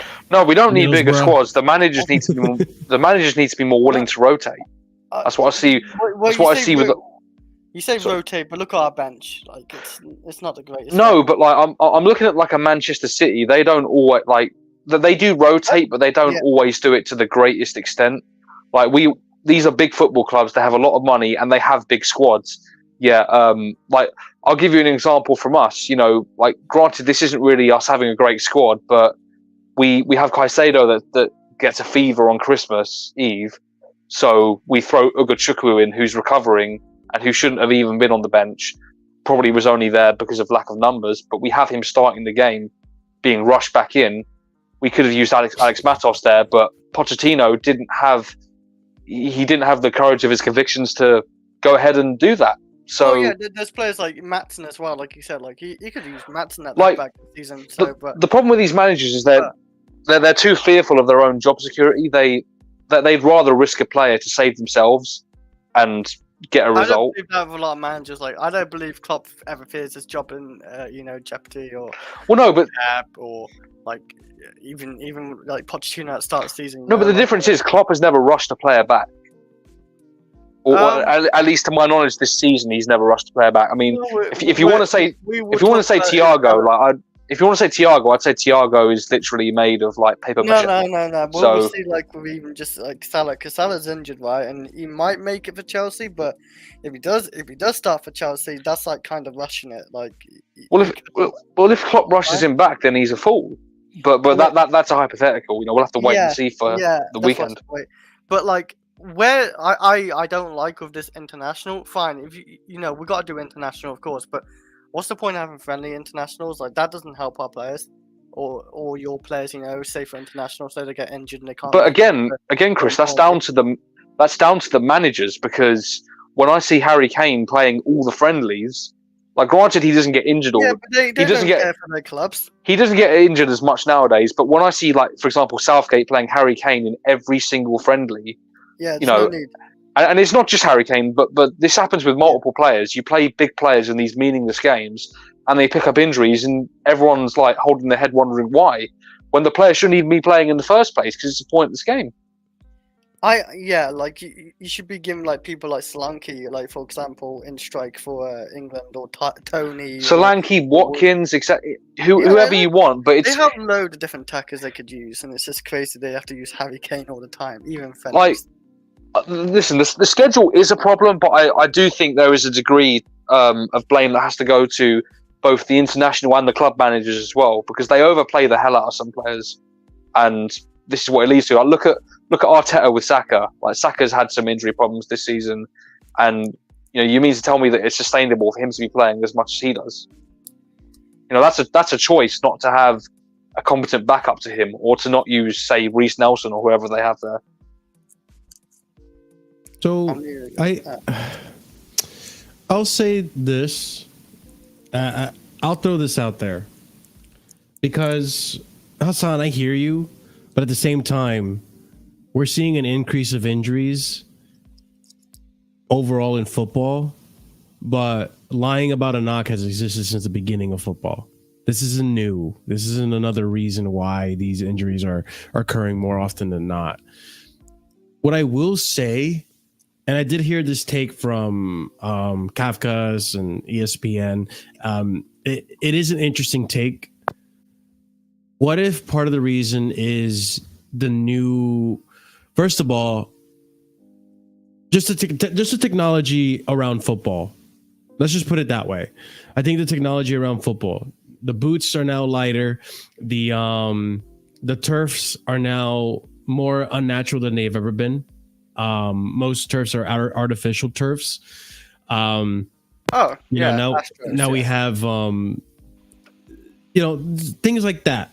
I would say maybe that could cause a different set of problems, per se, which I know for any of us that have played football, I think most of us have. There's a huge difference between playing on a natural pitch than an artificial one. And I would say that it comes with different injuries, obviously. Each one, but that could be part of the reason that we're seeing, maybe with all these artificial turfs, the muscles are working in different ways that are causing injuries in different areas that, when's the last time, other than Carney last week, when's the last time you heard players having ankle injuries? It doesn't happen as often as it used to. And that's something that's common in sport, I feel. In this sport, I should, not just in sport in general, but in this sport where we have, it's foot based and we're colliding with players and going 1v1s, and, it's just food for thought. I mean, I don't know what you guys think of that one. I mean, the thing is, I just don't see how it explains ACL injuries, because like ACL injuries, like people want to blame ACL injuries on the schedule. I don't see it that way, because most ACLs are impact injuries. They are. Like look at Chilwell, and like that's one example where that was an impact injury in the Juventus game. And It depends how you land on your knee. Funny. Like Chris, you literally have done your ACL right now. That was impact, wasn't it? Yeah, I bent my knee backwards like Kurt Zuma. Yeah, I get that. I get that, but we've seen players where their knees go backwards and nothing happens. I think it's one of those things that it's just they're lucky. Obviously, it can happen that way, but I think, at least I would like to believe that most of the times these injuries happen as a result of something reoccurring, and then eventually it just snaps. Muscle injuries, hamstring injuries, ankle injuries, knee injuries. These ACL injuries, I think, is one thing that, like, maybe as a result of how football has changed, maybe there now is an over-reliance on using your knee when running rather than on the artificial pitch, or kicking rather than other parts of the muscle. That's one thing that could be, like, you talk about running there. That's one thing that could be suggested. I mean, we're having commonplace now a lot more systems in football that are built on like pressing intensity and stuff. You're covering more distances. Sitting back in a low block doesn't take much running, and therefore you're less likely to cause anything. So like you're seeing a lot more, even lower down the Premier League table. Where say 5 years ago you'd see they're all playing the same style of play. It's just 5 at the back, behind the ball, all that sort of stuff. But now you're getting Burnley, for example, that are trying to play properly, and they're trying to press. So it's just more widespread throughout the game that people are trying to run more, cover more distance, press, all that kind of stuff that can lead to more things, because it's more of a physical risk. Do we have any final thoughts on this topic? Not While really, I look for the proper tweet that I was supposed to have for the next thing. When you mention Astro, I don't think Astro, like, if they're training on Astro, I don't think Astro's a big difference. Yeah, Astro ground. But you don't think Astro that, grounds like, are hard, because I train on Astro ground half the time as well, and they are hard. Sure. They can, like, maybe cause issues with your ankles at times, but it's not like they're gonna be like training like super hard and training. Like some people, like players in training, they even like really train that hard anyway. Look at Eden Hazard, man. Like that guy never really trained that hard, apparently. Yeah, but Eden Hazard's one of the players. That's Yeah. I don't think the majority of players don't train. But like in training, like they're not going full like 110 like in training, are they? Like it's not like that. Conor Gallagher probably is. Maybe maybe with Chelsea right now we're going 110 under Poch. I don't know, but like, and I don't know how often they're using Astro like in training in the Premier League or whatever, but yeah, I don't think it's down to that. Like Oliver said of ACLs, it's normally impact. Don't you think normally to injuries before, like it doesn't matter with Reece James. But Chris, don't you think that the impact that you have on your knees whenever you walk, Yeah, my knee wobbles now. Well, yeah, but whenever you walk, your knee does take in the impact of you stepping. Yeah. Don't you think, especially on an AstroTurf? Again, this is just my opinion that this could be part of the reason. Don't you think that impact being on a harder surface over the course of time is going to do damage on your knee? Like big more faster than the old school pitches. Like I don't know fully like with that. Like I've been, well, I'm not even gonna say me actually because it's different with me. Like I'm no one near that level, but like And again, Joel, the only reason this topic is coming up is because not everyone is training under Mauricio Pochettino. There's an overall injury crisis on all of football. For me, my strongest feeling is with the overschedule and like friendlies and everything and other competitions like thrown into it. Like, hold on. That's the other thing too. We're having an injury crisis when we're playing the least amount of games we've ever played as a team in a long time. Yes, like obviously Lavia's been injured. Like I think Lavia might be injury prone as a player, but like Lavia is injury prone. He was injury prone when he was in the academy. I think. Sorry, I'll wait for you to finish, Chris. My bad. No, yeah, like what you're saying, like Fofana, ever since that Leicester injury, like he's never been the same. Like Reece James does tend to get injured a lot, and last 2 seasons anyway. Like yeah, some players are just injury prone, and I'm sure that's what you're gonna say as well, Prime. Like pretty much lines of that, but like Caicedo and Enzo and all that, and Gallagher and like all these other players are obviously like still fit at Chelsea. Like they're fine. Like it's just a few players I think what just get injured. And Cuckoo's not like got injured a few times as well at Leipzig, and now he gets injured at Chelsea as well a little bit. But yeah, that's What are you gonna like say, that. Prime? Me? Oh, okay. I think there's a lot of ways we can go on to talk about this. You can talk about how we train, their poach, and the fact that this has even come out that like, isn't he doing, aren't we doing like full on like training sessions and stuff like the day before a game, like driving them into the ground? I don't think whoever's gone on at training, these guy contests or whatever, like it's definitely not helping our players. What also is not helping is the fact of we're buying injury-prone players. Nkuku, Madueke, Wesley Fofana, Lavia. These players that have a history before coming to us of being injury-prone. When the first point I made, when you're looking at the way we train, players we've bought don't have a history of being injured, are coming in and picking up knocks. Leslie Oguchoku, Malo Gusto does not have a history of being injury prone. He's come in and he's picked up 2 knocks already while he's been here. Why is that happening? Mm-hmm. Also, we definitely need to look at our medical team.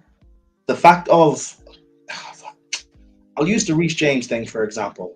The fact of Reece James has been having the same injury for almost 2 years now, and none of our medical staff has forced him to get that surgery much earlier. That's a problem. You can't force him. Why can't anyone in our medical? I know, fine, you can say players they should have their own autonomy. Why can't no one in our medical staff like kind of force a player or tell them how serious it is or imperative it is that they get surgery? I mean, this is the thing. We don't know that hasn't happened. We don't know that the medical staff haven't advised him in previous years that you should get surgery. No, we do know because he refused surgery last year to try and go to the World Cup, and he got injured. Yeah. So we know listen. When it comes to Reece James, Oliver, I know. It's not. I know. I've done my research. I don't know. For me, when it comes to scouting players, stop going for injury-prone players. We need a revamp. Oh, hi, pals. Gusto literally got injured after we signed him when he was loaned back to Diong. Yeah, so when it comes to stop going towards these injury-prone players, we need a new medical staff. Like, but what Marshall also said, like it's happened to a lot of teams. Like we look at Man City injuries, even Liverpool. If you look at Liverpool's lineup today, Real Madrid as well. But like, if you look at Liverpool's lineup today, like, and their injury bench is long. Like I saw it. It's got a lot of players got knee issues and hamstring issues. But like, it's not just Chelsea though. As either Prime, it's a lot of clubs around the world. Yes. Reese's dad has already said that his favorite restaurant is Chicken Chop. So. Let's not do that. Anyway, that's not even a point. I can go for some chicken. I can find a clip. No, I think I've seen something like that as well, and I seen like a picture like flown around on Twitter when he's younger as well. The allegations. Yeah, but like, what was I? Well, what I said, like, you're saying about our medical staff. No. What you said was your medical staff. But what I said, like, if you look around the world as well, like, or even in this country, Liverpool have a ton of injuries in their team right now. Man City have a fair few injuries as well, especially key players, like De Bruyne and Haaland. And Man United had a fair few injuries this season, and even Real Madrid are going through injuries. Like, there are clubs like obviously going through issues, and I think it's partly down to friendlies as well, like all over schedule and games why these players get injured. Yeah. But My thing is that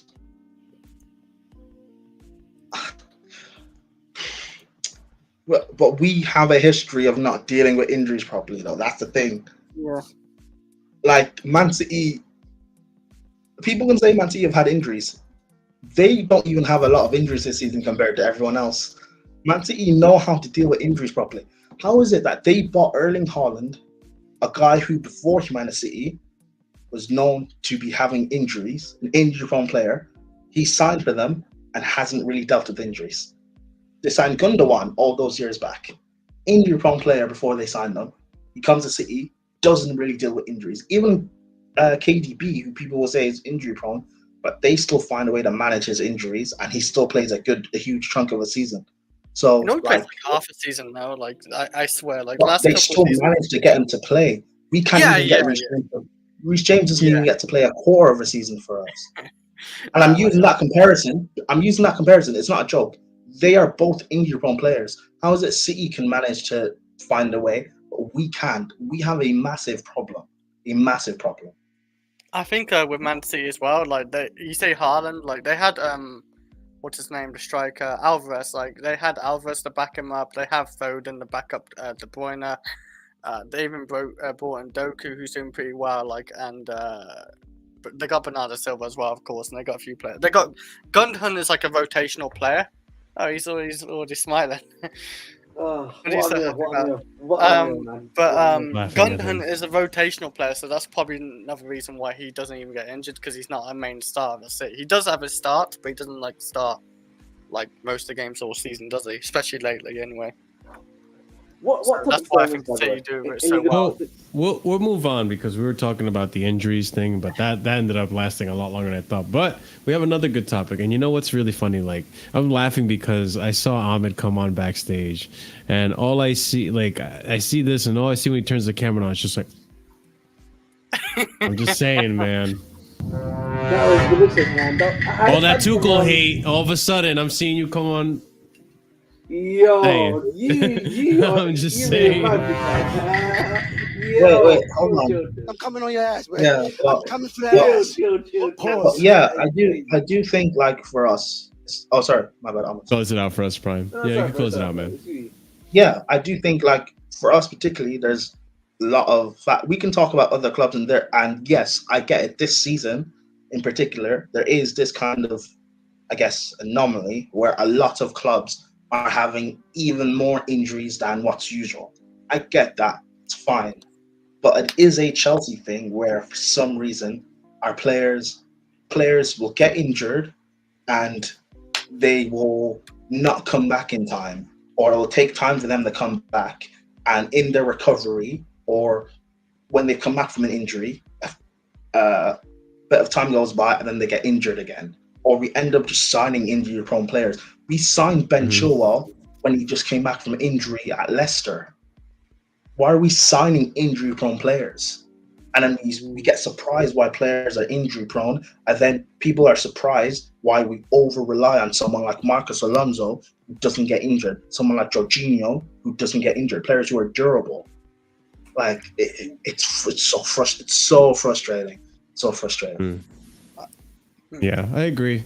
But let's go on to the next topic, and now big up you guys. That was a solid discussion on injuries overall in football. So let's go over to the next thing I wanted to speak on, which I didn't expect this. This actually came out of left field for me, but I also shouldn't be surprised, because I believe that this player has the potential to reach a world-class level.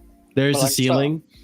There is the ceiling, but I just didn't expect any interest to come this soon. So let's speak on Levi Colwill. He's not leaving, but I need to be dramatic, so I need to say Levi Colwill leaving. Let's talk about some interest on Levi Colwill. So let's bring up the first tweet that I have here. PSG appreciate Levi Colwill. Chelsea will auto-dismiss any offers, and Colwill has zero interest in leaving Stamford Bridge right now, according to Ben Jacobs.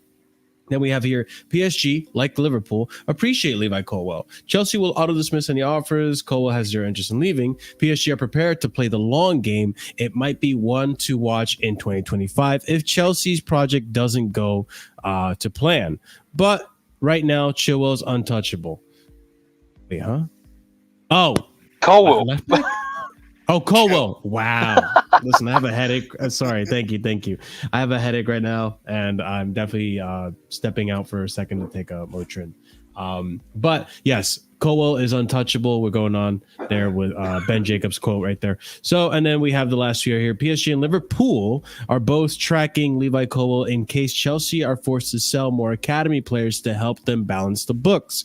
Chelsea remain adamant they will not entertain offers for him, and the player's happy at Chelsea. So, I mean, Ahmed, you just came back, so I'll give this to you first. Do you think that there's a possibility that if things do get bad for Chelsea, that Levi Colwill, even if he performs well, can get sold because he is pure profit, I would say? Levi Colwill, get out of my club, mate. Get out of my Oh club. my days, bro. No, I'm just kidding. No. I actually don't think so. What is wrong with this guy, man? I genuinely believe, obviously, with the FFP stuff and everything that's going on. I don't think so, bro. Like, I feel like it's being overblown, like to a level that I think is kind of like extreme in my opinion, with the stuff that's been going on. So, for me, it's just kind of crazy in it. But I generally don't believe they want to sell him. So I wouldn't. So and also PSG are in quite big money woes in terms of FFP themselves. They actually have major FFP issues. So I wouldn't be too surprised. I wouldn't be too surprised if they can't even go for my tool. And there was like some news that came out today actually in regards to Marquinhos, and clubs are trying to get him. So again, I feel like the Chelsea FFP stuff is just was going to be a major overblown, and that's it. Yeah, like I wouldn't blame Colwill if he wanted to leave, because let's face it, we've played him as a left back majority of the season, so I wouldn't blame if he wanted to leave, but apparently he doesn't want to leave, so I'm happy. Like, he wants to give it another shot, and he might not be with Poch next season, most likely. So we'll have a different manager, and we'll see what happens there. Thiago Silva's getting older; he's probably going to definitely get phased out next season, as getting sold or whatever. So, like, he should have his spot as a centre back next season. Like, hopefully we'll sign another left back next season as well. But yeah, like like I said, he ain't going anywhere from Chelsea for like another year or so anyway, at least. I don't know what his contract length is, but I don't think it's like short. I think it's like 4 years. Around 4 years, I think. It's probably like 6 years. Oh, 6, Jesus. So he's got We signed an extension in the summer. Yeah, I was thinking 4 or 5, but 6, yeah, like he ain't going anywhere this season at all because of that as well. Unless you want to offer like, I don't know, 18 million or so, then we might accept, but yeah, like yeah. I don't want him to go either. I actually want to see him as a centre back instead of left back, because I think he's got potential to become a good centre back for Chelsea. He's got a lot of talent as a centre back I like anyway. So yeah, I thought you didn't like this guy, so I'm kind of surprised you liked him. Yeah, man. When did I say I didn't like Colwill? I just Well, I as a don't left like back, that's understandable. I don't like him at left back so much, but I'd actually I know Chilwell's been alright lately, well, especially against Man City. I think he's been okay, but I'd rather probably Colwill over Chilwell at left back, because Chilwell's been awful at left back. I'd rather Colwill at left back. I've said I don't like Colwill, to be fair. No, Oh, I mean, I Yeah. always thought that Chris didn't like Colwill at all, so I actually do rate him. He's a very talented centre back, I think. Well, Chris, let me ask you this, because I was going to ask the panel this, and I would like to hear Oliver's take on this as well. Do you think that, based on what you've seen, obviously I know he's played left back this season, it's not really fair, but putting that aside, do you see a ceiling where this player could reach? People wanted to compare him to John Terry, but we'll just say, do you see a ceiling where he could reach world-class level as a CB? No. Go ahead, Chris. I think when seeing him at Brighton and stuff like that, centre back, I think there's a potential where he could become elite or world class, and I'd be happy with either, and I think that's where he's going to reach between the two. I don't know where exactly yet, but I think on the ball he's great. Like he can pass it, and he's got great tackling ability. I think. Yes. What's the difference between elite and world class? Well, elite. Well, to say that, how to explain this? How do I explain? Well, at least just like I always say just a level below world class is like a player who's always going to be consistent at a top level. I think. I don't think he's going to be like at a top level. Well, no, I don't even know if he's going to be consistent at a top level. I don't know. That's the thing is, I think he's going between. I think elite is like pretty good, but not always consistent. Have his like odd bad games maybe, but like I think a world class player is pretty much consistent all the way through. I think he's going to be below. He'll be below elite then. I heard someone Hassan said he'll be David Luiz level. He won't reach David Luiz's level. I like David Luiz. David Luiz is a good centre back. Listen. Chelsea fans overhyped Colwill. They overhyped him last year when they were saying like he's better than Vardy. It's difficult because you're judging him when majority of the season when he's been playing at left back and he's been trash. And I want to see him under a better manager. I want to see a majority of these players under a better manager, even Gallagher, to be fair. But I look at Colwill and he shouldn't. If it's up to me, I don't think he is our starting centre back. He's not better than. If you look at the left hand side anyway, like he's not better than Badiashile. If this partnership with the Sassy works, then, and I'm all for having an actual partnership, then if this partnership with the Sassy works, then it works and have it be playing it until the season, like I guess, ends.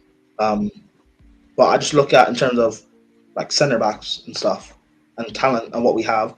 I don't think he's not better than like Badiashile. I don't think he's better than the Sassy. In terms of the interest from PSG and Liverpool. It's all cute, but I don't think we should also sell him either. I think he is a good defender, and he can be quite useful. He's also flexible. He can be used at left back under a proper coach. He can coach him properly. But I don't agree on selling. Even though I don't think he'll be elite or anything, I don't agree on selling him. He can be a good squad player. But yeah, I am going to head. Very good one. All right. Thanks, boys. All right, Pam. Of course, man. You're always welcome. Marshall, there's no reshame discussion. I'm disappointed, but This guy. All right, Prime. You have a good night. I can't wait next season, man. I can't wait. What? Can't wait for what? Disaster. For when he's fit? Man. To show you up. Okay. Maybe. And I'll be there. You'll win anyway when he shows you up. But like, I'm just saying, I can't wait. When he gets injured again. Listen. The surgery is not going to work out, but it is what it is. You didn't hear it from me. Okay. All right. That's one way. That's one hell of a way to make an outro. Did anyone want to speak on the whole Levi Cola situation?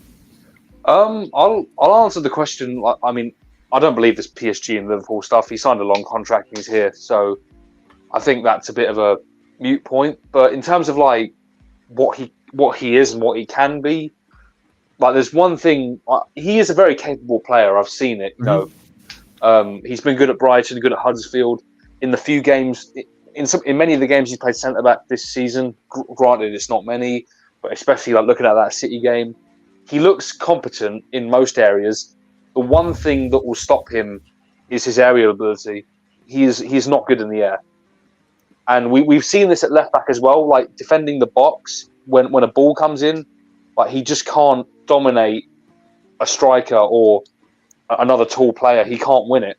Like we were defending our box for pretty much 90 minutes against Manchester City, and he had 0 headers won. So I think if you're going to be elite, you have to be able to defend that in that kind of way, because you're going to have teams that want to stick a 6'5" target man in the box and whip crosses in. So to be elite, you're going to have to deal with that in some capacity. In regards to the links, and I'm going to lump in Reece James into this. Do you think as a football club if we continue to fail to get into Europe, if we continue to compete, if we continue to fail to compete, if we continue to fail to get into Champions League and not win trophies, do you think someone like Levi Colwill and Reece James could be discouraged and try to find ways out of the club? I mean, yes, because then we'll just become a stepping club. We'll just become another Dortmund, wouldn't we? That's what we'd become. Mm-hmm. The reason I bring that up is because everyone's convinced that because Levi Colwill loves Chelsea, he's a academy boy. Same thing with Reece, that these guys are going to stay forever, even if Chelsea goes through a really bad, phase of existence. I mean, Chris, Oliver, do you guys feel that these guys are going to stay no matter what, or if the time comes and we're not performing? James talk about Chelsea, the way he talked about Chelsea and having the captaincy and all that. I think he's here for Chelsea for a good while, as long as Chelsea wants him. And he signed a big contract, big wage, 250k for a right back, no joke either. I don't think. I think Chelsea's serious about him, and I think he's serious about Chelsea. I see Reece James here for a long time, regardless what people say, he's gonna go Navy or be sold. Colwill, I don't know yet, because you hear him talk about Chelsea, of course. He obviously wants to play for Chelsea now, but I will convincingly say Reece James is here for a good while anyway, 5 years, 4 years at least. And this is where we see next season he gets sold. I would disagree on that one, because simply for the simple fact that, bro, if you don't win trophies and if you're still meandering in this 8th spot, bro, and he goes back to his normal level, what's to stop him? His contract's not going to stop him. There'll be teams that'll be willing to break his contract and and pay him adequately. So for me, that's kind of like a new point. If we don't win trophies for even any bigger trophies than Carabao Cup, for 5 years, 4 or 5 years, then yeah, maybe. But I don't see. It's not 4 5. It's not a 4 5. I think life in football, even though we've got a longer.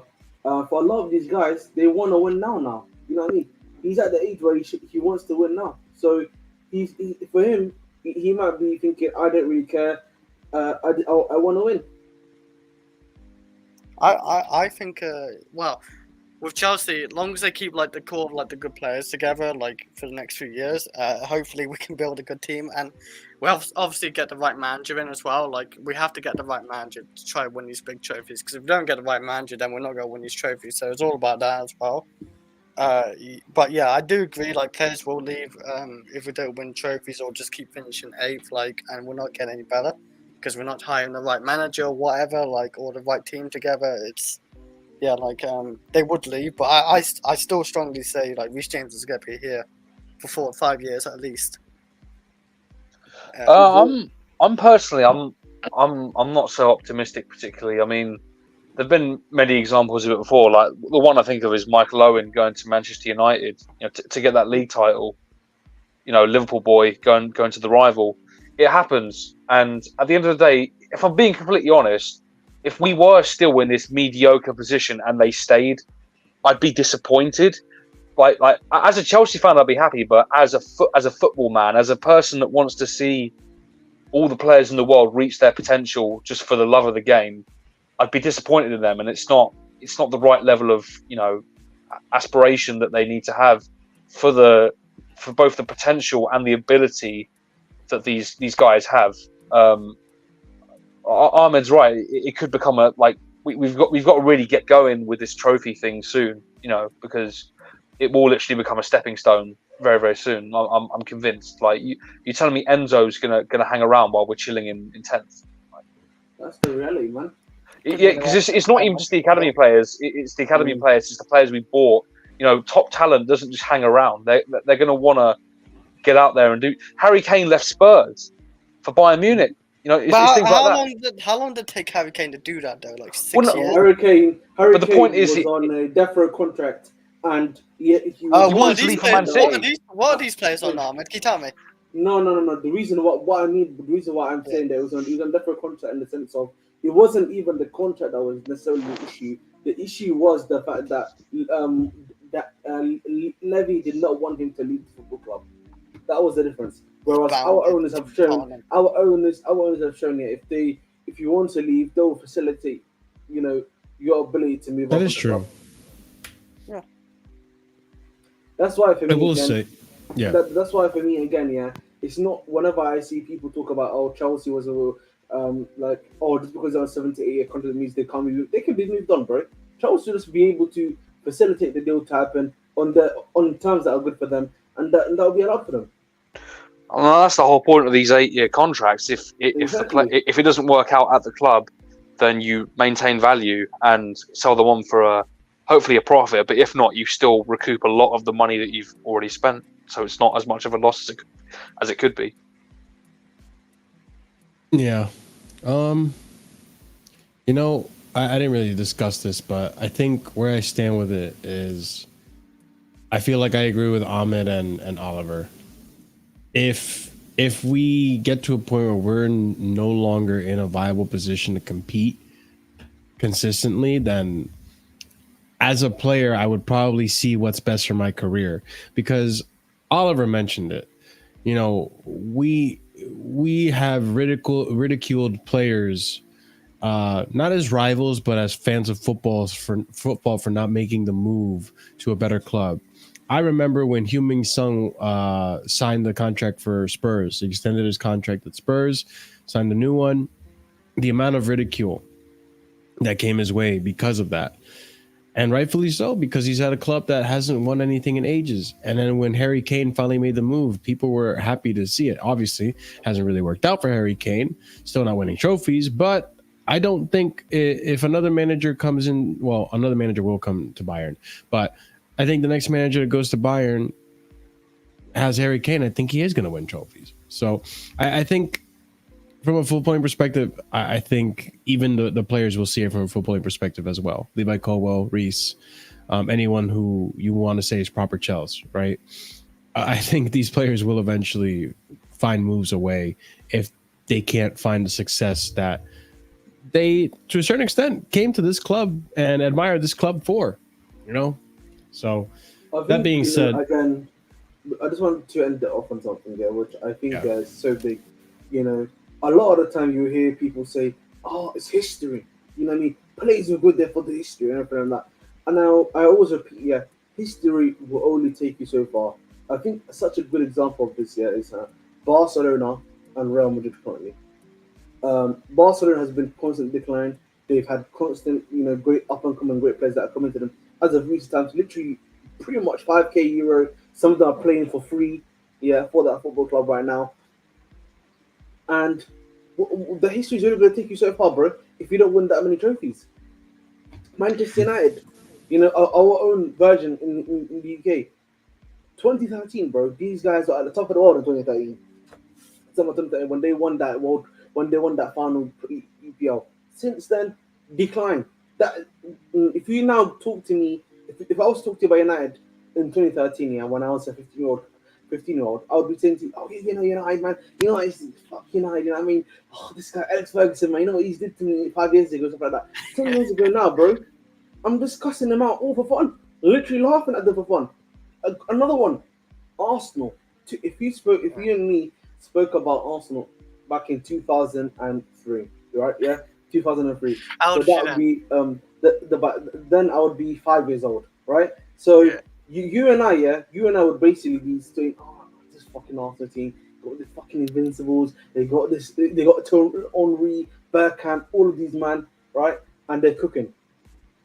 20 years have passed, bro. It's now 21 years have passed. What are we saying about Arsenal now? Laughing at them, making fun of them, jokes about them. They literally got a YouTube channel now that has Hall of Fame football heritage clips. Like, what I'm saying? Yeah. That is, like, for me, the ultimate worry with Chelsea is that you do not want the rot we are in to continue for too long. The gift that we have had is that the UCL title happening while we're in the EVR drought, and some of these Europa League and Carabao Cup wins has helped us. What's it called? Has helped us a lot, right? But again, I'm just looking like from an English standpoint. Look at that, Barcelona right now. They people laugh at Barcelona right now. No one talks about the history. The only time people hear talk about history is when they talk about either Diong, Xavi, Iniesta, or Messi. You don't hear. Do you hear people talk on the only time you hear about people talking good about it was a current model of Barcelona was when people talk about Yamal, that young striker guy they've got, which is actually pretty good, and obviously Pedro and Gavi. Other than that, bro, no. The worry for Chelsea is, bro, and let's say in 3 years' time, situation remains the same, but still, we just keep on getting confidence in football consistently. How does that change the situation for Chelsea? What do we call Chelsea? Are we really a juggernaut anymore? It's definitely a point because, like, you look at the interviews that our players do when they join the club. They're all saying, "Oh, I watched Drogba as a kid," and all that. You know, these things matter. You know, the kids of today. If this continues, the kids of today that grow up to be the next generation of football players, they're going to look at. They're going to see us as. Mudryk. But that's the point I'm trying to. But that's the point I'm trying to make. What's it called? Marshall, right? Yeah. You know, like 2012, 10 years ago, it's 2014. 2014, we had Hazard, one of Hazard's best seasons, if I'm not mistaken. 14, 15. You had Oscar cooking. You had Andre Schürrle, I think, came in that season too. Yeah, I think was this the season Eto came to the club? Was it? Eto was 13, 14. Yeah, so we're still in the year period. Yeah, he's in the 14th season, right? So this is the thing I'm saying to you. You look at that team. John Terry was still playing. Frank Lampard was still playing for you. Ashley Cole, etc., etc. But you have legends already. People speaking. Yeah, Fabregas playing for Arsenal. I think Fabregas came after. Yeah, he came after. Mm-hmm. That's the point I'm trying to make to you, Marshall, right? So Ramirez was, well, he's not a legend player, but yeah, we had a great team then still. No, but that's the point. Like, if you were to go down 10 years ago and the way they speak about us now, and the way they speak about us now, I would say it's somewhat similar, though. You know what I'm saying? It's somewhat similar. But like the whole point for me is that you are relying. The history will only take you so far. You know, you have to keep the history alive. You have to keep the aura alive. That's why, you know, even though I hate the Spanish clubs at times. You know, with they are the pinnacle of football. You know, you have to go there. Real Madrid, bro. You look at it. They have the history. They have the money. They have pretty much everything, and they still buy these kids, right? Yeah. And that for me is the thing that I always talk about. Like, and I think what Vic's not get. I'm not talking about the behind the scenes. I'm talking about though, as a football club though, you have to maintain the history at the top and elite level. Otherwise, bro, you just become like a Dortmund. They have history, but where are they now? Like, I can say so many other clubs for you. Modeling it last season. Marseille is a good example, actually. You know, big up Marseille. Marseille, one of the only team that's won the UCL in France. Yeah, right now they have one of the biggest fan bases here in football. You know, the most dangerous ultras of all time, and I would know. Sure. Yeah, okay. So like that, they are hardcore fans. Like I you know what I'm saying to you. And like you look at them now, just Europa League regulars. They can't compete with them. Olympic Lyon, guys who made history, very similar to Chelsea, I'd say, in terms of how they created their history in the early 2000s. Where are they now? They were fighting through relegation recently. You know, Ajax, you know, European history. You know what I mean? What constantly just getting kicked out of the first round around that Ten Hag season. So you know, this is just the point I'm just trying to make, which is that this is just the reality that we earn, and this is the worry for me. If you're Chelsea right now, and if you're the ownership, you have to maintain the history. I will say that, bro. Maintaining the history is very, very big for me. I agree. I agree. Okay, let's go on to the next topic I had planned for you guys. We're closing in towards the end of the show, by the way, ladies and gents. So if you haven't done so already, be sure to subscribe.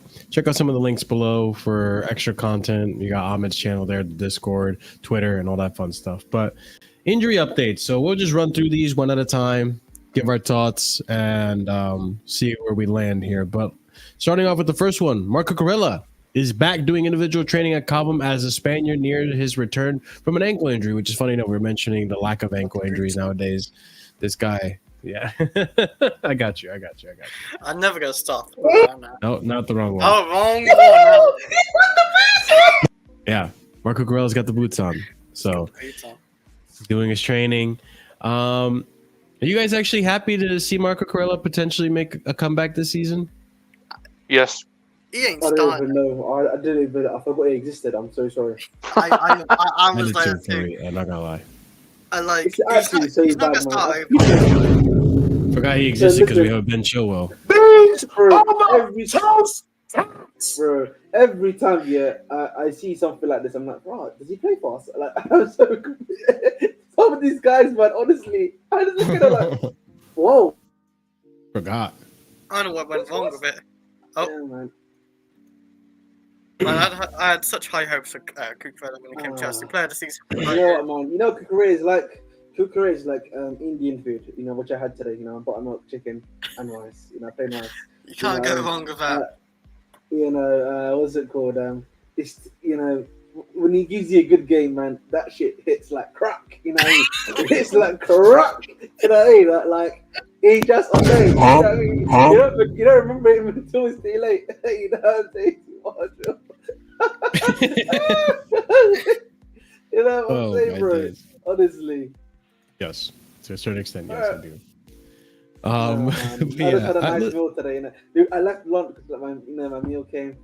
I had a double serving. Oh no, I get you. Oh, I get you. I saw you came in. You know, your meal came in. You know, I'm just saying. Hey, yo. But no, in regards to Cucurella,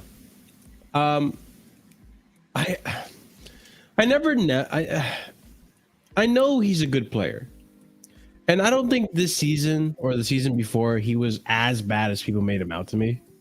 I think people are just out for him for whatever reason. Maybe they're jealous of the hair or whatever. I mean, I don't know.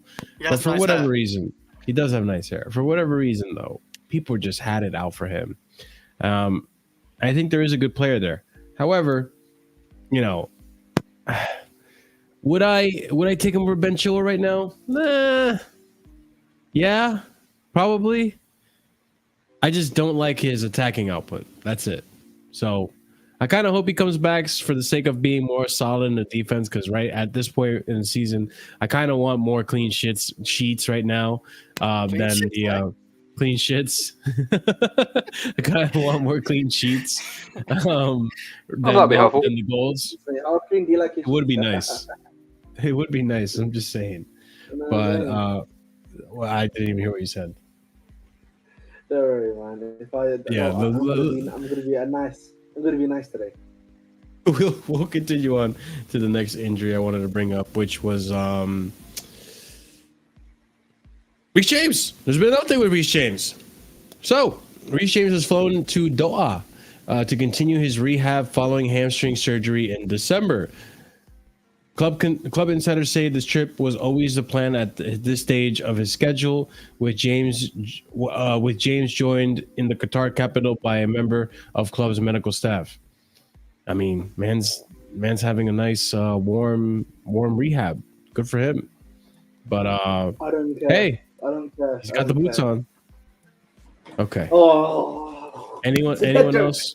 It's never gonna die. Anyone else? Comments on Reece? I mean, there were reports that he returned to training, so that's clearly just nothing now.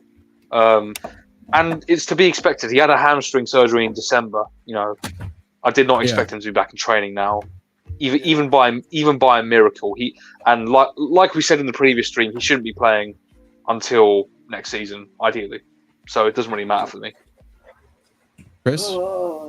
Yeah, I agree. Like, it seemed a bit crazy. Like he was apparently in training that early. Like, I just want him to, just have his recovery and do his running. Maybe drop a few extra kg. Like, I don't know what he's on, but I think he's on around 90. Maybe get to 85. I think his peak, like where we're under Tuchel anyway, like was around 80 to 85. And that's where he rarely got. Well, he got a couple of injuries, but he didn't get that many injuries. Like under that. I think he needs to be at 110, man. I think he needs to be at 110 for me personally. 110 kg. Yeah, I think one turns the right. You know what I mean? Like, you know, so- He's either gonna be fat as fuck or just some big muscular guy. So You're a muscle, man. You know. Hey, don't talk prime. Hey, man, you know, like well, he's gonna look like, I don't know, Roman Reigns or something, like, you know, that built or something. I don't know. You know what build is gonna be, man. He's gonna be flipping. What's his name, the Almighty build. You know what I mean? Oh shit! Yeah, Bobby Lashley. God damn. Hey, that's pure muscle. You know what I mean? Fucking Adama Troy's gonna shit his pants then, isn't he? Hey, man. Hey. Oh man. Moving Yeah, on. I'm glad he's recovering anyway. But Next for season, him. next season's his season, man. Next season, next injury. Let's see. No. Robert Sanchez is fit again, boys. Yeah. It's about time. Robert Sanchez is fit. Fucking elite club. There you go. That's when you use that. I forgot I had it. I'm not We're gonna a lie. league club. We should have played that when we were talking about how Chelsea's falling apart, man. Yeah. Yeah, listen. Robert Sanchez is fit. He's at an elite club. Guys, I don't know what happens with Robert Sanchez, to be honest with you. Poch hasn't played him yet. I think he has been eligible to play prior to the last game. So No. Poch, no? He returned to fitness just before the last game, but then there was apparently some sort of personal thing where he couldn't even be on the bench. Like, it's not an injury. He had something in his life that happened apparently, and we don't know what that is. Okay. So. Yeah, I kind of don't want to see him come back. I mean, I know Petrovic had recent games. We've seen some moments of Petrovic that. No. I'm just saying. Agenda. Don't No, give, it's not an agenda. It's not an agenda. I'm don't just give saying. that old man any thoughts of dropping Petrovic. Come on. Hey, listen, we're not doing this Petrovic thing because David Raya followed Petr advice today, and he got looped. Oh, he did go. I don't think he would have followed his instructions like that. Whoa. What did he do to follow? He stepped off his line a lot, and yeah, he does that a lot in general. But he's just it was the Kepa Arrizabalaga unsavable special. You know what I mean? like he gets lobbed anyway. Mudrik's lobbed him from a dirty angle anyway. So that keeper's just shit anyway. But Sanchez is just talking about Fucking shit keepers. minerals, bruv. He is no difference. And me and Ahmed said this to Marshall a long time ago. He's not much difference to Kepa as a keeper. I still disagree with you guys. He isn't. The only thing he's actually better than Kepa is claiming crosses and corners. That's the only thing that I That's felt like. not even true at all. Yeah, but- I feel like that is the true thing of it. He's a taller keeper. That's it. But You know what, Chris? Just because you said that, I hope he plays the next game so you could be reminded. Why I hope not? he Wait a minute, you want to play in the final? Just so you can remember. Are you mad? Yeah. Put Sanchez in the final. No. Fucking dickhead here saying Kepa and Sanchez are no. Kepa is shit.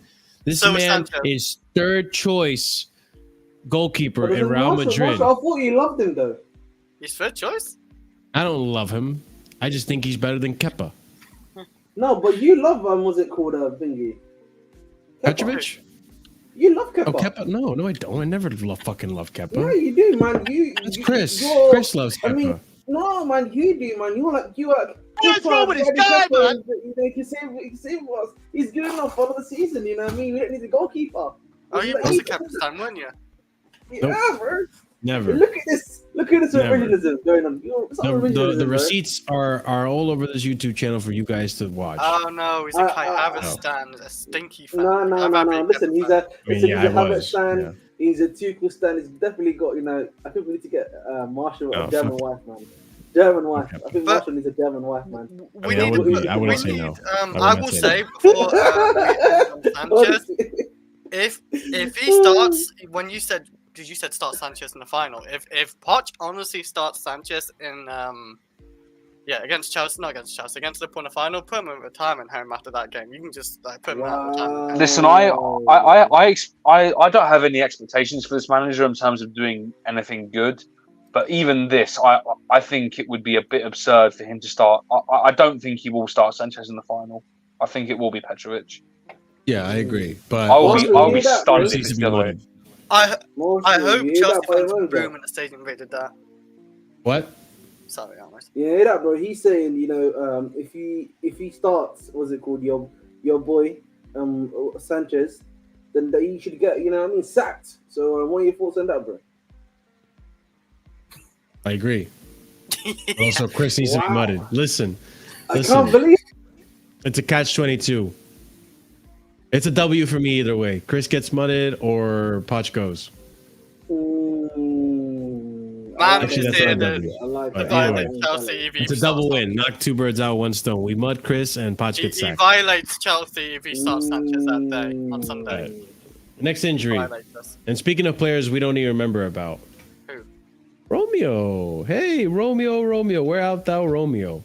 On Okay, Romeo Lavia chill. injuries. It's a mystery and no one can give you a straight answer. I don't know what's happening or where he is. What? He's not real. He's not real. He's an avatar. He's not a real person. It's insane. You came up against a blank wall when you ask a question about him. I don't know is the honest answer. This is crazy. It's a mystery and no one can give you a straight answer. I don't know what's happening or where he is. Wait, who said this? Oh, Matt Law. Oh, yeah, he did say that. Oh, that's hilarious. Yeah, no one knows what the fuck is wrong with Lavia. It's insane. Maybe he's hiding from Poch. Like, he's not going to training and we just have to make up some bullshit lie. Like, he's just hiding. Oh, he's not real. He's hiding away from Poch. He's seen enough from Poch this season. He said, nah, I'm not involved. Yeah. So what you're Which saying is is that insane. Poch has put the fear of God into him. Is that what you're saying? Basically, Phew. yeah. Like, he's Yeah. just ran a mile. Yeah, I don't know, man. This is a weird one. I can't believe this season how there's been so much lack of transparency when it comes to injuries. So it's just We ridiculous. should let So Liverpool have him. The thing is, it's not difficult. It's not difficult as well because like the club is obviously going to have it logged somewhere what these injuries are. Is it not so difficult just to pass it on to whoever's doing the website and have them like update it properly instead of this? Oh, undergoing rehabilitation process. What does that actually tell me? Exactly. No? No, you're all right, bro. We did like I said, when we first saw that the injury for Lavia was a bruised thigh, we didn't get that from Chelsea. We got it from the likes of Matt Law or someone from the Athletic or whoever reported it at the time. It wasn't Chelsea. yeah, I mean, time will tell. I hope we eventually find out what the hell is wrong with this guy and when he's gonna come back. Because I don't even know when he's set to return. That's the other thing too. So it's a very strange scenario. But okay, let's go ahead and go on to the next topic. We're done with the injuries. Let's discuss the new Chelsea appointment. It's been confirmed. Sam Jewell of London. Oh God, okay. Let me stop. It's getting late. Sam Jewell is you know what? I got you. There you go. Sam Jewell has now been officially appointed as a head of recruitment for Chelsea. Let's go ahead and read some tweets here. David Ornstein, Brighton head of recruitment Sam Jewell has accepted offer from Chelsea in senior multi-club role. 34-year-old placed on gardening leave. Expected to start in November. Reports to Stewart and Winstanley at Chelsea. Brighton Hove Albion handing duties to Cave and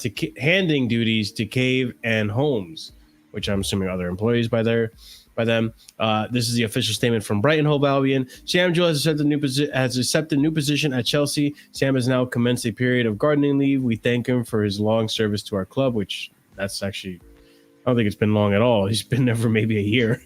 No, I think he's been in a different role before he replaced Winstanley.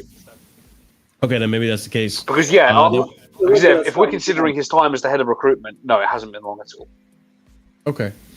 Sam Jewell will be the senior multi-club role. He will be on gardening leave. Okay, we already read this. Chelsea's key ambition to add more data-driven scouting and bolster the analytics department. Okay, I read that weird, but yes. It is not a surprise Chelsea has looked to Brighton's model, as the Seagulls have repeatedly punched above their weight thanks to smart recruitment, which I get it. It's frustrating. I don't like the constant recruitment of Brighton staff, but whatever. Chelsea have focused on buying young players in the past 12 months, and although results have been inconsistent, they believe the strategy overseen by Paul Winstanley and Lawrence Stewart will bear fruit in the long run. Then we have here, in the past 14 to 15 months under the new ownership, Chelsea have appointed 11 personnel, whether staff or players, from Brighton, according to Fabrizio Romano, which is kind of wild. I'm not a big fan of it, but it is what it is. Our thoughts on Sam Jewell as the multi-club Hang on, model? Marshall. I've got another. I put it in the Discord. It was from Fraser Fletcher. If I could just read this. Go for it. We have paid Brighton, since the Bowley and Egbali consortium, Clear Lake, whatever you want to call it, since they've gotten to Chelsea, we have paid Brighton £250 million. Lovely. Wow. But that's on obviously Potter, on any of like the higher up staff, on Cucurella, on Caicedo, on Sanchez. Oh my god. Staggering. Yeah. Not a good look. I mean, in the long run, it could work, and then it can shut us all up, obviously. But how much faith do we have that that's going to happen? I don't think most of us have much faith. Listen, man, we'll see. Obviously, that's for sure. But I actually wanted to talk about this in alongside the Newcastle stuff with Manchester United stuff with what's his name, Dan Ashworth. In the sense that, man, we might need to start scouting sporting directors a lot more than usual, bro, because we might start giving them some star rankings. You know what I mean? I wouldn't be surprised. Release clauses. Yeah, man, release clauses might need to start happening with these guys, man, because it's getting crazy, bro. It's getting crazy, man. Like, It is. People are buying sporting directors now like they're actual players. You know what I mean? Like, what's going on, man? Honestly, what has the world come to? I mean, You don't find that crazy, bro? You think the sport is changing, though? Well, it's getting crazier for sure. I don't even think this happens in the NBA. I've never seen this happen in the NBA of all places, with the GMs and everything, where they're being bought and sold. Yeah, I can't lie. I don't know another sport that this has happened in. Bro, we are literally now in the process of buying and selling players. Do you know how ridiculous that sounds, by the way? A little. Yeah. I genuinely don't believe people will realize that, by the way. I think it's very hard for them to realize that. Well, the reason I said you don't think the sport's changing is because I feel like the sport has changed, though, Marshall. The sport has already changed. I think people aren't realizing it, but the sport has fundamentally changed around the world. Mm-hmm. You know, I know. Obviously, I think in Germany they just declined apparently investment money from abroad, and it's all well and good. Yeah, I've seen a lot of them be like, listen, we just want to support our club. For the highs and lows, that's true fan, being a true fan. And I'm like, okay, more power to you. But, don't complain then when other teams are getting money, they're spending the money, isn't it? That's what I always say. You know what I mean? If you stick by your principles and that's what you want to believe in, do that stuff.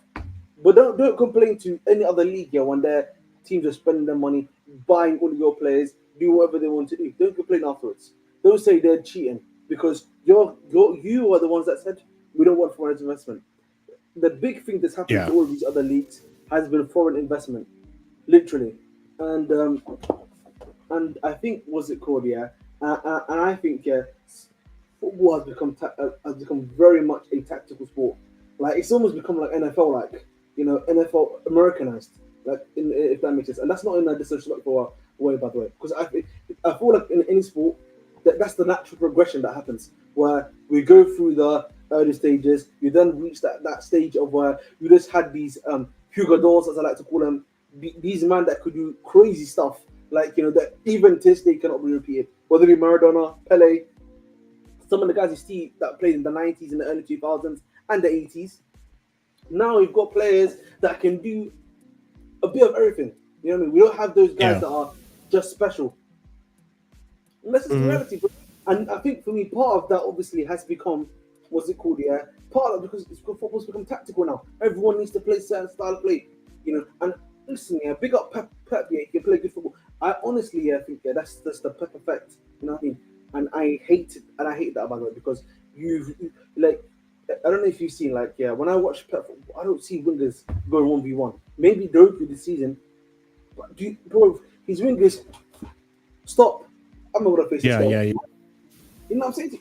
Like, we're losing the love of the game, bro. In my opinion, we're actually losing the game.